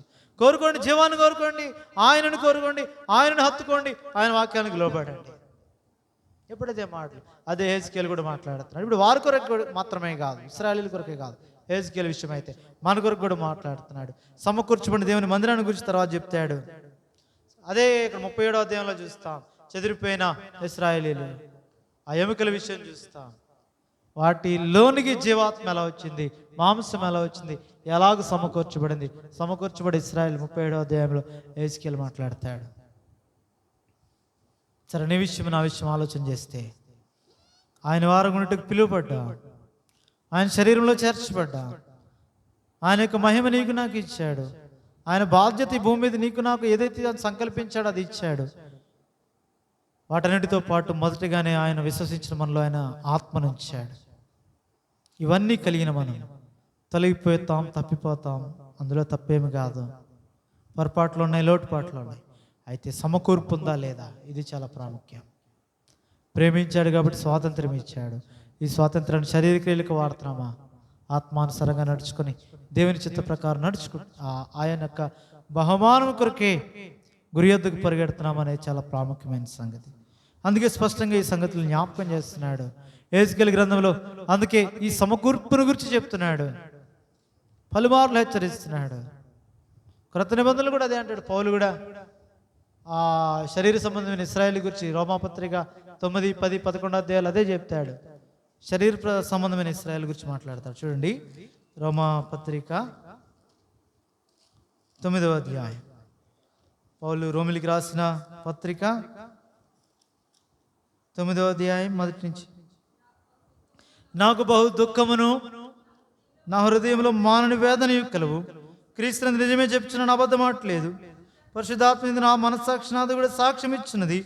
సాధ్యమైన దేహ సంబంధులైన నా సహోదరుల కొరకు నేను క్రీస్తు నుండి వేరే భారం అంత అలా ఉంది. ఏ భారం ఇది, ఎవరి భారం ఇది, ఎక్కడ చూసాం ఈ భారాన్ని? సాధ్యమైతే క్రీస్తు నుండి వేరే శాపగ్రస్తున్నాయండ గోరుదనని భారం ఎక్కడుంది? పాత నిబంధనలో మోషేలో ఉంది. అవసరమైతే నా పేరు జీవగ్రంథంలో నుండి తీసేయి, కానీ వాళ్ళని అంగీకరించు, వాళ్ళని తుడిచిపెట్టొద్దు. అదే భారం మాట్లాడుతున్నాడు. క్రీస్తుకు దూరంగా వెళ్ళడం పౌలుకి ఏమాత్రం ఇష్టం లేదు. కానీ ఎవరి విషయమై?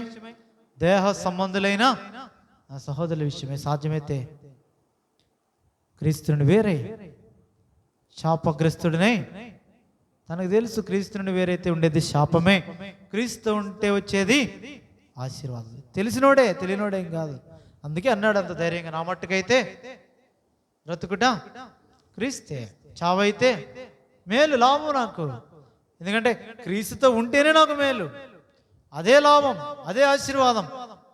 క్రీస్తుకు వేరేయానా భూమి మీద ఏమన్నా సరే నాకేమిటది? శాపగ్రస్తుడు అనే మాట వాడాడు ఇక్కడ. సాధ్యమైతే దేహ సంబంధులైన నా సోదరుల కొరకే క్రీస్తుకు వేరే శాపగ్రస్తుడనై ఉండా గోరుదు. ఎందుకు? తర్వాత చెప్పాడు, వీరు ఇశ్రాయేలీలు దత్తపుత్రత్వము, మహిమ, నిబంధనలు, ధర్మశాస్త్ర ప్రధానము, అర్చన ఆచారాదులు, వాగ్దానములు వీరివి, పితరులు వీరివారు, శరీరం బట్టి క్రీస్తు వీరిలో పుట్టాడు. ఈయన సర్వాధికారి అయిన దేవుడేయండి నిరంతరము. కాబట్టి ఆ ఇశ్రాయేలీల విషయమైన పట్టింపును అక్కడ జ్ఞాపకం చేస్తున్నాడు పౌలు. అన్ని వాళ్ళయ్యే, వారి ఏర్పాట్లో ఉన్న ప్రజలు. ఆయన మారిపోలేదు. తర్వాత వచ్చిన అంటాడు ఆయన మారిపోలే. అయితే దేవుని మాట తప్పిపోయినట్టు కాదు. అసలు ఇశ్రాయేల్ అంటే ఏంటో అప్పుడు చూపించాడు. అసలు ఇశ్రాయేలీలు ఎవరు? గలతీకి వచ్చేసరికి దేవుని ఇశ్రాయేల్ అని మాట్లాడేశాడు. శరీర సంబంధమైన సున్నతి విషయం అసలు లెక్కే కాదు. క్రొత్త సృష్టి పొందుట ఎందే కానీ శరీర సంబంధమైన సృష్టి ఏం కాదు. కేవలం దాన్ని కొలబద్దగా పెట్టాడు. దాన్ని పెట్టి ఇట్టి దేవుని ఇశ్రాయేలుకి అన్నాడు. ఈ క్రమము చొప్పున వచ్చిన దేవుని ఇశ్రాయేల్. గలతీ పత్రిక 6వ అధ్యాయంలో మాట్లాడాడు. క్రొత్త సృష్టి కొలబద్ద, నూతన జన్మానుభవమే. దాన్ని మనం గతంలో పలుమార్లు చూసాం. యోహాను సువార్త 3వ అధ్యాయం. క్రొత్త సృష్టి అంటే ఏంటి? ఒకడు నువ్వు కొత్తగా జన్మించాలి, నీటి మూలముగాను ఆత్మ మూలముగాను జన్మించాలి. ఇవి లేనిదే ఎన్ని మాటలు చెప్పుకున్నా, ఎన్ని ఆచారాలు, ఎన్ని క్రమం ఉన్నా, ఎంత భక్తి ఉన్నా, ఏమున్నా ఇశ్రాయేలుతో సహపోలత్వం నీకు లేనట్టే. ఏ ఇశ్రాయేలుతో? దేవుని ఇశ్రాయేలుతో. ఎన్ని చేయండి, ఎంత భక్తి కూడా ఉండి, ఎంత పాపం లేనివాడు కూడా ఏమి చేసినా. అందుకే పౌలు అంటాడు ఫిలిప్పీ పత్రిక 3వ అధ్యాయంలో, ఇన్ని విషయాల్లో నేనున్నా. ఏ విషయాలు? పరిసయ్యుణ్ణి, హెబ్రీయుణ్ణి, సున్నతి పొందాను, ఆసక్తి విషయం సంఘాన్ని హింసించాను, ధర్మశాస్త్రం వల్ల నీతి విషయం నేను అనింద్యుణ్ణి. ఇన్ని సంగతులు నాలో ఉండినా సరే క్రీస్తును సంపాదించుకోకపోతే, క్రీస్తులో నేను లేకపోతే అవన్నీ వ్యర్థం. కాబట్టి వాటన్నిటినీ నేనేం చేస్తున్నాను? ఏవేవి నాకు లాభకరంలో ఉండిన వాటన్నిటినీ క్రీస్తు నిమిత్తం పెంటతో సమానంగా ఎంచుకుంటున్నాను. ఏమున్న వ్యర్థమే. ఇంకా నూతన జన్మానుభవం, క్రొత్తగా జన్మించకపోతే, నీటి మూలముగాను ఆత్మ మూలముగాను జన్మించకపోతే, క్రొత్త సృష్టి అనే ఈ అనుభవం లేకపోతే, ఇశ్రాయేలీయులు సున్నతి పొందినా దేవునికి లెక్కలేదు. సున్నతి అవసరత లేని నీవు నా విషయంలో ఎంత భక్తి మర్యాదలు చేసినా క్రీస్తు రాజ్యంలో దేవుని ఇశ్రాయేలుతో పరిశుద్ధ స్వాస్యంలో పాలు లేదు, పరలోకం చేరలేము. ఖచ్చితంగా గమనించాలి. అది ఖచ్చితం, ఇది ఖచ్చితమైన బోధ ఇది. అందుకే జ్ఞాపకం చేస్తున్నాడు, క్రొత్త సృష్టి పొందుట ఎందే గాని సున్నతి పొందుట ఎందేమీ లేదు, పొందకపోటి ఎందు. ఈ క్రమము, ఈ నియమము చొప్పున దేవుని ఇశ్రాయేలుగా పిలువబడుతున్నాం, దానిలోనికి తీసుకుని రాబడ్డాం. చాలా ప్రాముఖ్యమైన సంగతులు. ప్రభు రాకడ సమీపంగా ఉంది, అపవాది మోసం చేస్తాడు. అందుకే క్రొత్త నిబంధనలో సైతం నీ కొరకు నా కొరకు రాయించాడు అపొస్తలుల కార్యాల్లో. ఎవరిని? భక్తి పరులను రాయించాడు. ఎవరు? 10వ అధ్యాయం అపొస్తలుల కార్యాల్లో భక్తి పరుడు ఉన్నాడు. ఎవరు? కొర్నేలి ఉన్నాడు. అతని గురించి రాశాడు పరిశుద్ధాత్ముడు. ఏమని? కొర్నేలి ఎవరు?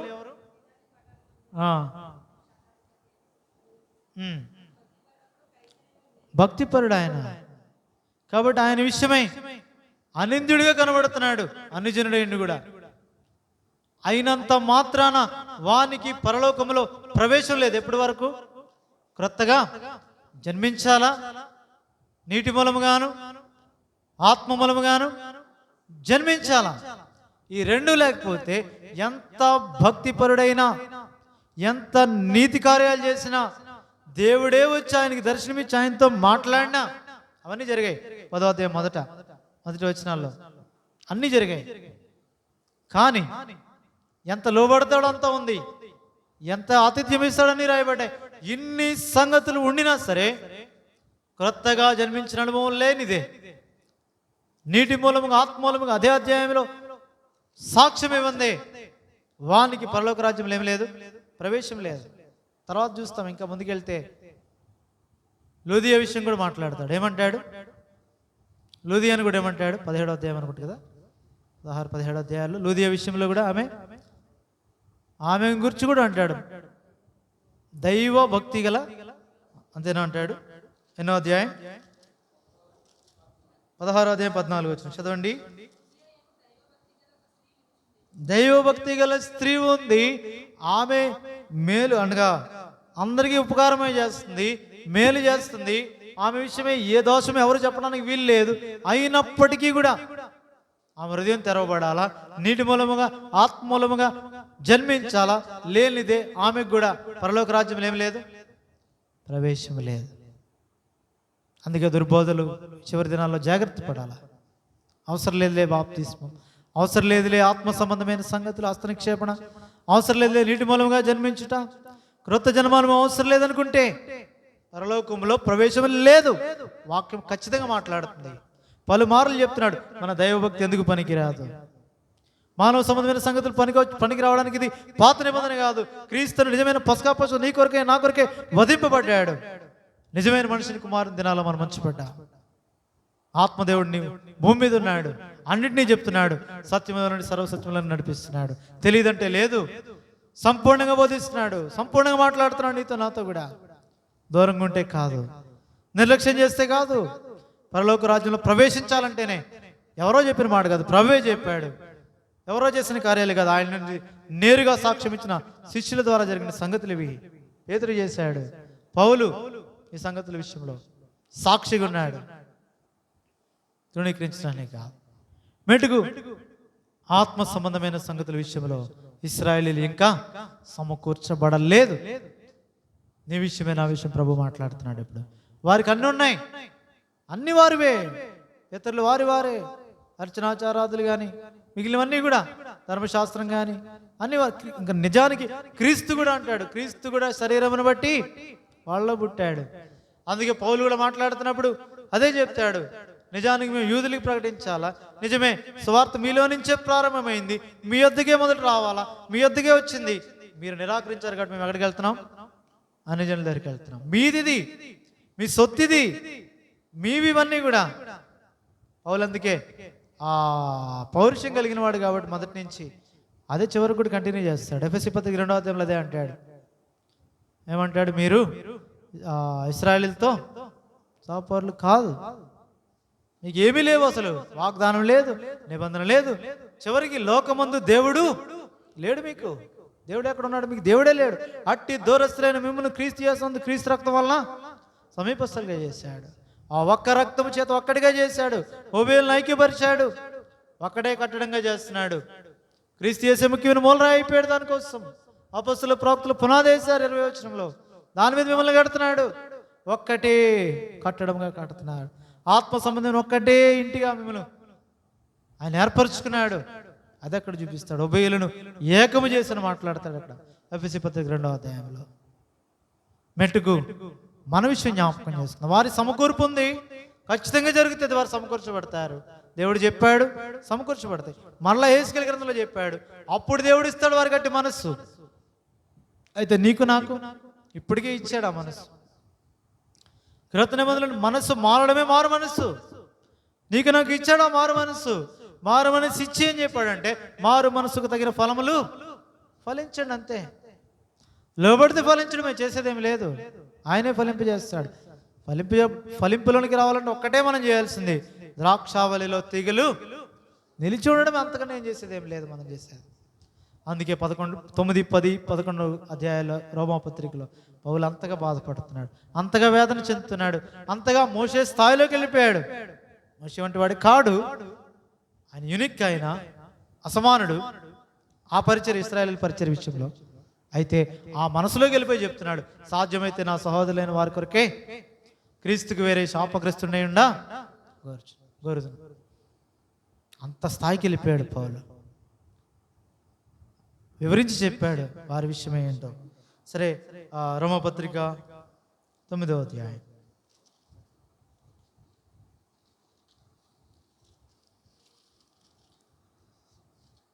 ప్రభుని గురించి వారితో తర్వాత లేఖనములన్నీ చూపించి వారితో మాట్లాడుతూ వచ్చాడు. వారిని గురించి మాట్లాడి తర్వాత 10వ అధ్యాయం 1వ వచనం, ఇశ్రాయేలు రక్షణ పొందవలని నా హృదయాభిలాషి, వారి విషయమే నేను దేవునికి చేయు.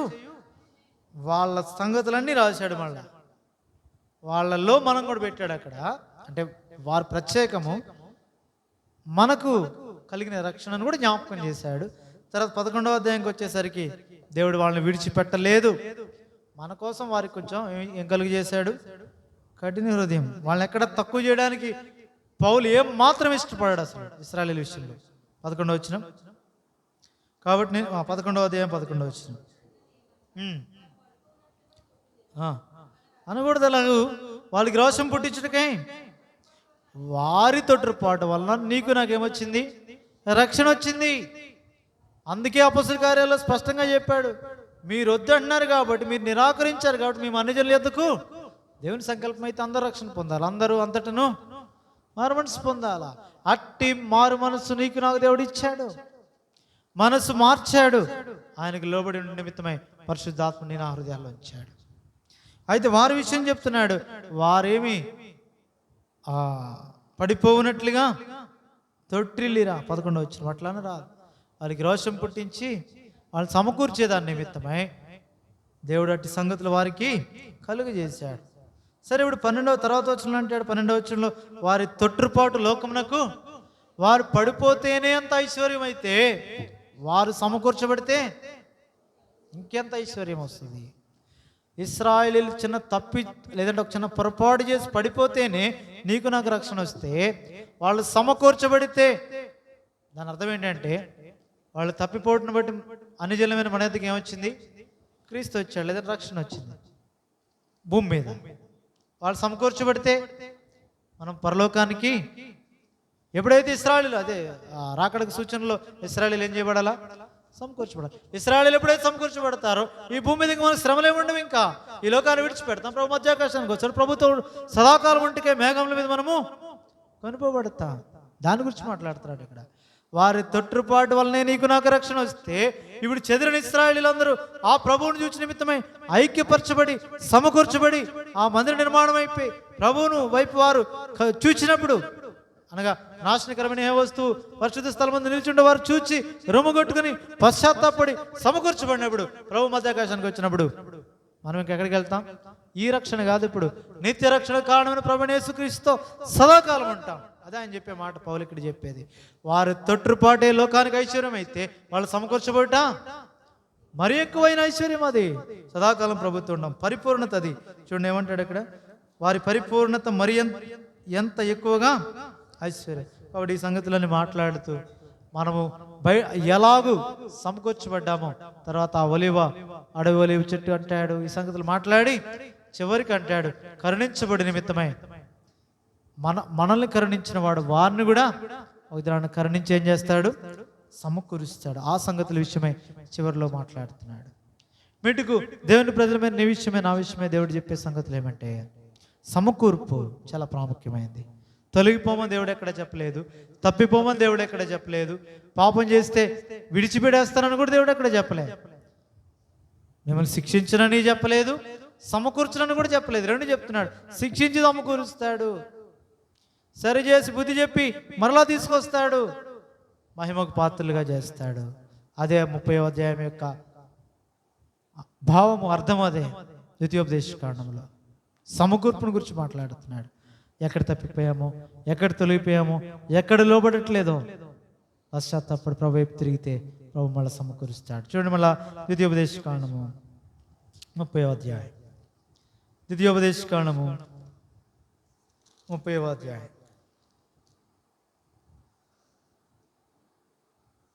10వ వచనం. అనగా కొంత చదివాము, అది ఆల్రెడీ వాళ్ళు నెరవేర్చబడింది. ఇప్పుడు 10వ వచనం. ఈ ధర్మశాస్త్ర గ్రంథమందు వ్రాయబడిన ఆయన ఆజ్ఞలను కట్టడలు నీవు గైకొని విని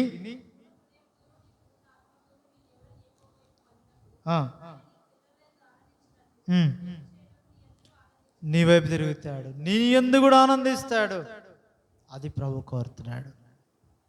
అందుకే తర్వాత చెప్పాడు 11వ వచనం, మీకు చెప్పినవేమీ కష్టమైనవి కాదు, అసాధ్యమైనవి కాదు, మీకు సమీపంగా ఉన్నాయే దేవుని వాక్యం. అదే చెప్తున్నాడు అక్కడ. ఏమంటాడు? నేడు నేను నీకు ఆజ్ఞాపించి ధర్మమును గ్రహించుట నీకు కఠినమైంది కాదు, దూరమైంది కాదు, ఎక్కడికో వెళ్ళి ఏదో తెచ్చుకోవాలనేది కాదు, ఎక్కడికో కిందకి వెళ్ళి తెచ్చుకునేది కాదు, ఆకాశం అంత ఎత్తేంది కాదు, సముద్రం అంతా ఎత్తేంది కాదు, దాటలేనంత కాదు, సమీపంగా ఉంది. ఎంత సమీపంగా ఉంది? 14వ వచనం. నీవు దానిని అనుసరించుటకు ఆ మాట నీకు చాలా దగ్గరగా ఉంది, చాలా సమీపం. ఎంత సమీపం అంటే నీ హృదయం నీకు ఎంత దగ్గరగా ఉంది? అంత దగ్గరగా ఉంది. స్పష్టంగా మాట్లాడుతున్నాడు. ఇశ్రాయేలీయులతోనే కాదు, నీతో నాతో కూడా. నీ హృదయం నీకు ఎంత సమీపమో దేవుని వాక్యం కూడా నీకు ఎంత సమీపంగా ఉంది. ఎక్కడికో వెళ్ళేదో చేసేది కాదు, మనము చేయనలవి కాని సంగతులు దేవుడు మనతో మాట్లాడలేదు. అతి సులభమైన సంగతులు, అతి సమీపమైన సంగతులు, సాధ్యమయ్యే సంగతులే. కఠినమైనవి కావు, దూరమైనవి కావు, లోతైనవి కావు, ఎత్తైనవి కావు, దాటం లేనంతవి కావు, సమీపమైనది మాట్లాడుతున్నాడు. అందుకే ఇప్పుడు మోషే చెప్తున్నాడు. ఏమంటాడు? తర్వాత చదవండి. తర్వాత వచనం 15వ వచనం. చూడుము, జీవమును మేలును మరణమును కీడును నేర్చున్నాను. ఏం చేయాలో చెప్పేస్తున్నాడు. నీవు బ్రతికి విస్తరించినట్లుగా నీ దేవుని ప్రేమించి నడుచుకొని ఆజ్ఞిస్తున్నాడు. ఇప్పుడు పిల్లలకు, కుమారులకు మోసుకొని వచ్చాడు, తండ్రిలాగా తల్లిలాగా తీసుకొచ్చాడు. ఇప్పుడు ఆజ్ఞ ఇవ్వడానికి అధికారం కలిగిన వాడు ఆజ్ఞిస్తున్నాడు. ఇప్పుడు పేతురు ఆజ్ఞ ఇచ్చాడు కొన్ని సంగతుల విషయంలో, పౌలు ఆజ్ఞాపించాడు. బతిమాలుకున్నాడు కొన్ని సంగతులు. పేతురుడు బతిమాలుకున్నాడు. ఇక్కడ ఆజ్ఞ విషయం ఆజ్ఞిస్తున్నాడు. అరే తప్పిపోవద్దు, అరే తొలగిపోవద్దు, ఆయనకి లోబడి ఉండండి, ఆజ్ఞిస్తున్నాను, జీవాన్ని కోరుకోండి. తర్వాత నేడు నేను మీకు ఆజ్ఞాపించున్నాను, అట్లు చేసిన ఎడల నీవు స్వాధీనపరుచుకుంటకు ప్రవేశించే దేశంలో దేవుడైన యెహోవా నిన్ను ఆశీర్వదిస్తాడు. ఆశీర్వాదం కొరకు మిమ్మల్ని పిలిచాడు, ఆయన తప్పక ఆశీర్వదిస్తాడు. ఆశీర్వాదాన్ని కోరుకోండి, మేలుని కోరుకోండి, జీవాన్ని కోరుకోండి. అయితే 17వ వచనం హృదయానికి సంబంధించిన సంగతి ఇది. హృదయం లోబడితే ఇది జరుగుతుంది. అయితే నీ హృదయం తిరిగిపోయి నీవు విననల్లక వేరే సంగతుల విషయమో నమస్కరించి పూజించి వాటిని పెట్టుకుంటే నిశ్చయంగా నశించిపోతారు. ఎక్కువ కాలం బతకరు అక్కడ, ఖచ్చితంగా బయటకు వచ్చేస్తారు. బయటికి ఖచ్చితంగా వచ్చి అన్ని దేశ రాజుల క్రింద అధికారుల కిందకి పోతారు. శాపాలన్నీ తగులుతాయి మీకు, ఖచ్చితం. ఆ మాట వాడాడు అక్కడ. మీరు నిశ్చయముగా, నీ దేవుడని యెహోవా రోషం గల దేవుడు, ఆశీర్వాదం విషయమై ఎంత గొప్పదైన ఆశీర్వాదాన్ని భూమి అంతముల నుండి వచ్చి చూచి విని దేవుని ఆశీర్వాదము, దేవుని జ్ఞానాన్ని సొలొమోను దినాల్లో ఎలాగ లోకం ఎరిగిందో, లోక సంబంధమైన రాజులు రాణులు ఎరిగారో అలాగే శాపం విషయం కూడా ఈ దేవుడిని యెహోవా ఎంత భయంకరుడో, లోబడితే ఎంత ఆశీర్వదిస్తాడో, అవిధేయుడు అయితే అంత శపిస్తాడు. రెండే మార్గాలు, మధ్యరికంగా ఉండడు, అయితే వెచ్చగుండు, లేదంటే చల్లగుండు. రెండే, మధ్యలోది లేదు. సత్యవంతుడు, అవునంటే అవును, కాదంటే కాదు, రెండే. ఈ ఖచ్చితంగా మాట్లాడాడు. నీవు ఒకళ్ళు వినకపోతే నిశ్చయముగా నశించిపోతావు. సరే, ఇప్పుడు చెప్తున్నాడు 19వ వచనం. నేడు జీవము మరణం, ఇది చాలా ప్రాముఖ్యం. ప్రతి ఈ మూడు అధ్యాయాలు మనం చదువుతున్నప్పుడు నేడు నేడు నేడనే మాట వాడతాడు. ఎప్పటికీ నేడేది వారికి, ఇశ్రాయేలీయులకే కాదు, నీ విషయమే నా విషయం కూడా. ప్రభువు నియమించిన దినం వరకు కూడా అది నేడే. నేడు నేడు నేడు అనేది దావీదు కూడా వాడాడు. నేడు మీరు ఆయన మాటను అంగీకరించాడు. హెబ్రీ పత్రిక 3వ అధ్యాయంలో కూడా అదే మాటలు వాడతాడు అక్కడ పౌలు. ఆ యొక్క పత్రిక గ్రంథకర్త ఏమంటాడు? నేడు నేడనేది ఒక దినాన్ని నియమించాడు దేవుడు. ఆ నేడు నేటికి నిలిచింది. నేడు ఈ దినం ఇది నాతో మాట్లాడుతున్నాడు. ఆ నేడు ఎల్లప్పుడూ మనం జ్ఞాపకం చేసుకోవాలి. నేడు దినాన్ని కూడా అదే చెప్తున్నాడు. ఏమని? నేడు జీవమును మరణమును ఆశీర్వాదమును శాపమును నేను నీ ఎదుట ఉంచి ఎల్లప్పుడు ఉండే భూమి ఆకాశం, ఈ భూమి మీద మనం ఉన్నంత కాలము దేవుడు పెట్టాడు కదా. నోవహుతో వాగ్దానం చేసినప్పుడు ఆ వాగ్దాన ప్రకారం, అనగా నిబంధన ప్రకారం దేవుడు నిబంధన చేసినప్పుడు, వాగ్దానం కాదు కానీ దేవుడు నోవహుతో నిబంధన చేసినప్పుడు చెప్పాడు, ఆ భూమి ఆకాశంలో ఆ శీతోష్ణ పరిస్థితులు ఆ యొక్క క్రమాన్ని ఉంచాడు. ఎల్లప్పుడు అవి ఉంటాయి. అందుకే వాటిని సాక్షులుగా పెట్టాడు. భూమి ఆకాశమును మీకు సాక్షులుగా పెడుతున్నాను, సాక్షులుగా పిలుచున్నాను. 20వ వచనం చాలా ప్రాముఖ్యమైనది. నీ పితరులైన అబ్రాహాము ఇస్సాకు యాకోబులకు ఆయన ప్రమాణం చేసిన దేశములో మీరు నివసించినట్లు యెహోవాయే నీ ప్రాణమునకును నీ దీర్ఘాయుష్నకును ఆయనే నీకు జీవం. మరొక మాటలో చెప్పాలంటే క్రీస్తే మీ జీవం. మీ జీవం క్రీస్తుతో కూడా ఉంది దేవునిలో. అదక్కడ ఆయన చెప్పే మాటలు. మీకు జీవమైన యెహోవా, మీకు ఊపిరైన యెహోవా, మీకు ప్రాణమైన యెహోవా, ఆయనే మీకు అన్ని. అదక్కడ చెప్తున్నాడు. ఏమంటున్నాడు? మీరు నివసించినట్లు యెహోవాయే నీ ప్రాణమునకును నీ దీర్ఘాయువునకును మూలమై ఉన్నాడు. కాబట్టి నీవు నీ సంతానం బ్రతకచ్చు. నీ దేవుడిని యెహోవాను ప్రేమించి విని ఆయన హత్తుకోవాలంటే ఏం కోరుకోవాలి? ఇప్పుడు జీవాన్ని కోరుకోండి. ఇప్పుడు కోరుకోవాల్సింది ఎవరు? ఇశ్రాయేలీయులు కాదు. నేడు ఈ వాక్యం వినిచిన నీవు నేను చదువుతున్న నీవు నేను జీవాన్ని కోరుకోవాలా. ఏ జీవము? క్రీస్తుతో కూడా దేవునిలో ఉన్న జీవం. మహిమయందు ఆయన ప్రత్యక్షమైనప్పుడు ఆయనతో కూడా ప్రత్యక్షం అవుతుంది. కొలస్సీ పత్రిక 3వ అధ్యాయంలో అనుకుంటే ఆ సంగతులు ఉంటాయి. మీరు క్రీస్తుతో కూడా లేపబడిన వారైతే పైన వాటిని వెతుకుడి, క్రీస్తు దేవుని కుడిపార్శ్వన ఆసీనుడై ఉన్నాడు. పైన వాటి మీదనే కానీ భూ సంబంధమైన వాటి మీద మనసు పెట్టుకోవద్దు, ఏలైనగా మీరు మృతి నొందారు. స్పష్టంగా చెప్తున్నాడు. మీ మనసు ఎక్కడ ఉండాలా? వాళ్ళకి చెప్పింది మనకి చెప్పాడు పౌలు. అక్కడ వాళ్ళకి ఏం చెప్పాడు? మీ హృదయములు సున్నతి చేసుకోండి. మీ హృదయం ఎక్కడ ఉండాలంటే ప్రభు వైపు ఉండాలా. మీ హృదయం దేని మీద మన లక్ష్య పెట్టాలంటే నీ ప్రాణమైన దేవుడని యెహోవా, నీ దీర్ఘాయుకు మూలమైన దేవుడని యెహోవా. ఆయన హత్తుకోవాలా, నీ మనస్సుకు దగ్గర అవ్వాలి. ఆయన ఇసుకి అందుకే హత్తుకున్నాడు. అక్కడ హత్తుకుంటే అలా హత్తుకున్నట్లు ఏం కోరుకోవాలా? జీవాన్ని కోరుకోండి. ఎందుకంటే మీరు మృతి నొందితిరి. కొలసీ పత్రికలో పైన వాటినే భూ సంబంధమైన వాటి మీద మనస్సు పెట్టుకోవద్దు, హృదయం పెట్టుకోవద్దు. ఈ హృదయం భూ సంబంధమైంది కాదు. ఈ హృదయం దేవుని పరిశుద్ధాత్మక ఏమైంది? ఇప్పుడు ఆలయం అయిపోయింది. కాబట్టి హృదయమే కాదు, ఇప్పుడు ఈ హృదయం కలిగిన నీ శరీరం కూడా నీది కాదు, మీరు మీ సొత్తు కాదు. విలువ పెట్టి కొనబడిన వారు గనుక మీ దేహముతో దేవుని మహిమపరిచి కొరింథీ పత్రికలో పౌలు అంటాడు. మీరు మీ సొత్తు కాదు, పరిశుద్ధాత్మక ఆలయం అయిపోయారు. మీ హృదయం మీది కాదు, మీ దేవునికి ఆలయం. ఆ కారణం చేత మీరు మృతి నొందితిరి, మీ జీవము క్రీస్తుతో కూడా దేవుని యందు దాచబడి ఉంది. అందుకే ఆ స్పర్శతో ఆ జీవాన్ని కోరుకున్నాడు పౌలు ఫిలిప్పీ పత్రికలో. ఆ జీవాన్ని కోరుకున్నాడు. కాబట్టి క్రీస్తుని సంపాదించుకుని ఆయన లోగుపడు నిమిత్తమై ఆయన మరణంలో ఆయన యొక్క శ్రమణలో సహానుభవం అంటాడు. ఆయన మరణంలో పాలువాడినట్టు ఎట్టిదో ఎరగాలంటాడు. ఆయన పునరుద్ధాన బలం అంటాడు. ఇవన్నీ ఎందుకంటే క్రీస్తుని సంపాదించుకోవాలి, ఆయనలో కనబడాలా, ఆ జీవంలో కనబడాలా. అదే కొలసీ పత్రికలో మాట్లాడుతున్నాడు. ఇక్కడ తర్వాత పత్రికలో మీ జీవము క్రీస్తుతో కూడా దేవుని యందు మీరు చచ్చిపోయారు, మీరు మృతి పొందారు. నీవు ఒకవేళ శారీరకంగా బ్రతుకున్నాను అనుకుంటే, ఏ విషయంలో? శరీర క్రియల విషయంలో ఇంకా బ్రతుకున్నాను అనుకుంటే దేని మీద మనసు పెట్టుకుంటావు? భూ సంబంధమైన వాటి మీద మనసు పెట్టుకుంటావు. పైన వాటి మీద మనసు ఎప్పుడు పెట్టుకుంటావు? నువ్వు చచ్చిపోయావు, నేను చచ్చిపోయామనుకుంటే. శరీర సంబంధమైన వాటి విషయమే మృతి పొందితిరి. ఎందుకంటే మీ జీవం ఎక్కడలేదు, క్రీస్తుతో కూడా దేవుని దాచిపడి ఉంది. ఎప్పుడు వస్తుంది అది? మనకు జీవమయ్యున్న జీవాన్ని కోరుకోండి. మన జీవం ఎవరు? మనకు జీవమైన క్రీస్తు. 30వ అధ్యాయం 20వ వచనంలో ఏమంటాడు? జీవమును కోరుకోండి. మనకు జీవం ఎవరు?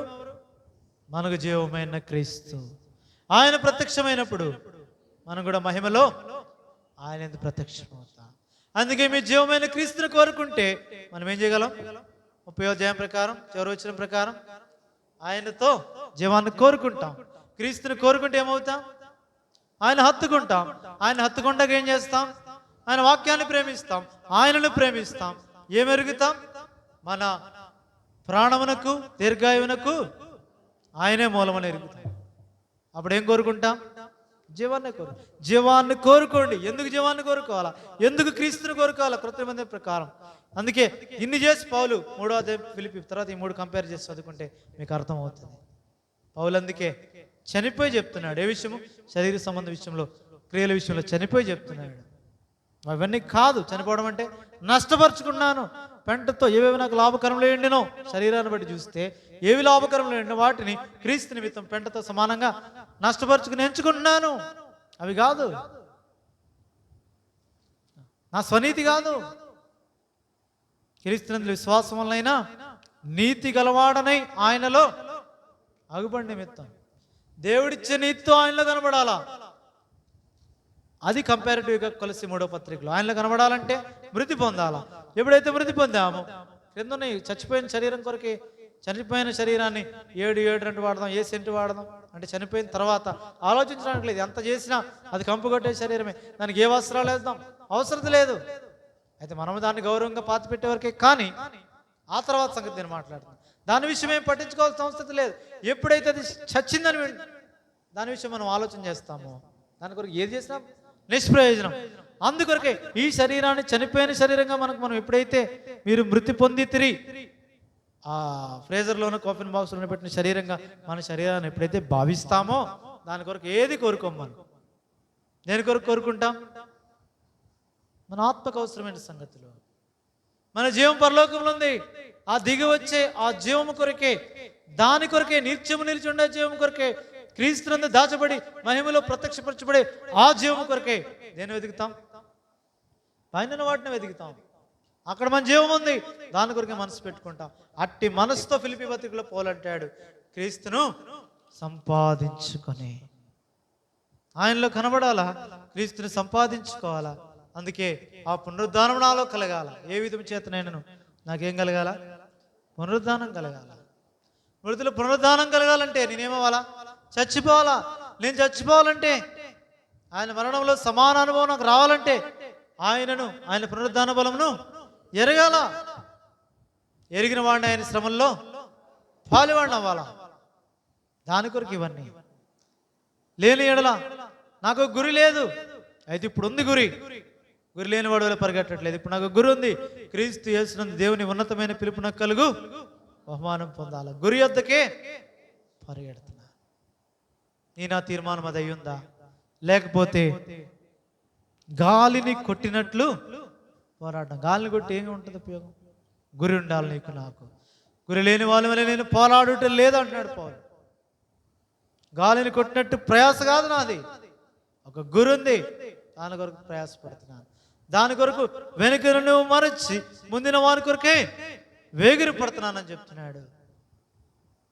ఈ తాత్పర్యమే మనం కూడా, మీరు కూడా కలిగి ఉండు అంటాడు. తర్వాత ఫిలిప్పీ పత్రిక 3వ అధ్యాయం, ఎవడైనా ఒకవేళ వేరే తాత్పర్యం కలిగి ఉన్నాడు, మీరు అలా చేయొద్దు. మీరైతే ఈ తాత్పర్యమే కలిగి ఉందా? కొందరు క్రీస్తుకి వేరైపోయారు. ఎలాగూ? వారు కడిపే వారు దేవుడు. వారు సిగ్గుపడవలసిన వాటి యందు అతిశయిస్తున్నారు. అలా ఉండొద్దు. మన పౌరస్థితి పరలోకం ఉంది. అక్కడ చూడండి, అక్కడ ఉంది సిటిజన్షిప్, అక్కడ ఉంది పౌరస్థితి. అక్కడ నుండి ప్రభువైన యేసుక్రీస్తు మన రక్షకుని కొరకు మనము కన్ను పెట్టుకొని ఉన్నాము. ఎప్పుడో కనిపెట్టేది కాదు, ఇప్పుడు ఆల్రెడీ పౌలు కూడా కనిపెట్టుకొని ఉన్నాడు. మనకు అదే చెప్తున్నాడు, ఇంకా కనిపెట్టుకొని ఉన్నాం, ఆల్రెడీ రెడీగా ఉన్నాం. ఆయన వస్తాడు. వచ్చినప్పుడు సమస్తము తనకు లోబరుచుకుని జాలని శక్తిని బట్టి మన దీన శరీరము తన మహిమ గల శరీరమునకు సమరూపంగా మారుస్తాడు. వస్తున్నాడు ఆయన.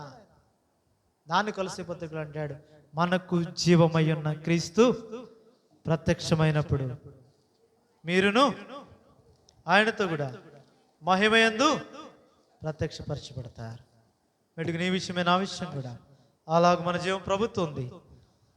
ఆ జీవం వైపు చూస్తూ పరసంబంధమైన వాటి మీద దృష్టి ఉంచి సమకూర్చబడి మన ప్రాణమునకు మన దీర్ఘాయువుకు మూలం ఆయనే నీ గుర్తిరిగి భౌతికమైన వాటి మీద లక్ష్య పెట్టక సమకూర్చబడి ఆయన వాక్యమును ఆయనను ప్రేమించి హత్తుకొని జీవించినట్లుగా దేని కోరుకోవాలి? ఇప్పుడు జీవాన్ని కోరుకోండి. యేసు క్రీస్తుని కోరుకోండి. మనకు జీవమై ఉన్న క్రీస్తుని కోరుకోండి. అట్టి తీర్మానంతో ప్రభుని కోరుకున్నప్పుడు ఆశించిన వారి యొద్దకు ఆయన వస్తాడు. యాకోబు పత్రికలో అదే అంటాడు, దేవుని యొద్దకు రండి, అప్పుడు ఆయన మనతో మాట్లాడుతున్నాడు. ఇప్పుడు మీరు ఆయన కోరుకోండి, ఆయన వస్తాడు. ఆయన తలుపు నొద్ద నుండి తట్టుచున్నాడు. ఆ తలుపు తీస్తే సంఘముతో మాట్లాడుతున్నాడు. ప్రకటన గ్రంథం 3వ అధ్యాయంలో.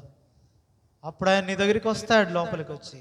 అప్పుడు పరలోకంలో ఆయనతో పాటు ఆయన భోజన బల యొద్ద భోజనం. ఆ తర్వాత ఆయన సింహాసనం మీద జయించు వారిని కూర్చుండనిచ్చే ఆధిక్యత. ఇవన్నీ కావాలంటే మొట్టమొదటి నీవు కోరుకోవాల్సింది మనకు జీవమై ఉన్న క్రీస్తు. అలాగే ప్రభు మనల్ని సిద్ధపరిచి మన జీవం క్రీస్తుతో పాటు ఉన్న కారణాన్ని బట్టి మహిమయందు ఆ జీవం ప్రత్యక్షపరచబడినట్లుగా ఈ లోకంలో మన జీవితం ఉన్నట్టుకే ప్రభు మనల్ని అలాగున సిద్ధపరచునుగా. ప్రార్థన చేద్దాం.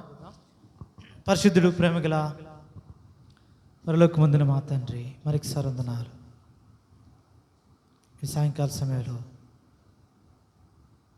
నీ యొక్క ఉద్దేశం మా పక్షాన్ని ఏమవుతుందో, ఇశ్రాయేలీయుల కొరకు నీవు రాయించిన సంగతుల్లో నుండి దేవుని ఇశ్రాయేలీగా క్రొత్త సృష్టిని బట్టి ఏర్పరచబడిన మాతో మాట్లాడిన ప్రతి మాటను బట్టి కూడా వందనాలు. ఇవి ఎంతో హెచ్చరికతో కూడిన భయము పుట్టించే మాటలు ఇవి. మేము అవి నిర్లక్ష్యం చేయక చులకనగా చూడక లోబడి విధేయత చూపించి జీవమును కోరుకొని నిన్ను హత్తుకొని నీతో సదాకాలం ఉంటుకే ఈ భూమి మీదను పరలోకంలో కూడా ఆశీర్వదించబడిన జనముగా కొనసాగట కృపనివ్వండి. కేవలం పరలోకంలోనే కాదు కానీ ఈ భూమి మీద కూడా ఆశీర్వాదములకు వారసులు గుట్టకు పిలుచుకున్నావు. మమ్మల్ని ఏమి దేవా తక్కువ వారికి ఉంచలేదు, తలగానే నియమించావు. అది ఎరిగి కొనసాగుట కృపనివ్వండి. నీ ప్రజలు కూడి వచ్చిన వారిలో, ఇటు తీర్మానం కలిగిన వారిలో ఎవరికి ఏది తక్కువ కాకుండా సహాయం చేయండి. పరలోక సంబంధమైన ఆశీర్వాదములు మాత్రమే కాదు, భూమి మీద వారికి అవసరమైన సంగతులు కూడా ఏ కొరత లేకుండా ఆశీర్వదించండి. వాళ్ళు అప్పిచ్చేవారుగా ఉంచండి, తలగానే ఉంచండి. ఆశీర్వాదములకు వారు నీ ద్వారా ఆశీర్వదించబడిన జనమని చెప్పుకునే వారిగానే ఉంచండి. ఈ ప్రజలమైన మేము నీ వారు, మా దీర్ఘాయువు నీవే, మా ప్రాణమునకు ఆధారమైన వాడు నీవే, మమ్మల్ని నడిపించేవాడు నీవే, మా జీవము నీవే. మేము ఎరిగిన వారంగా నీ ఎదుట సాగిలి పడుతున్నా కృపను అనుగ్రహించండి.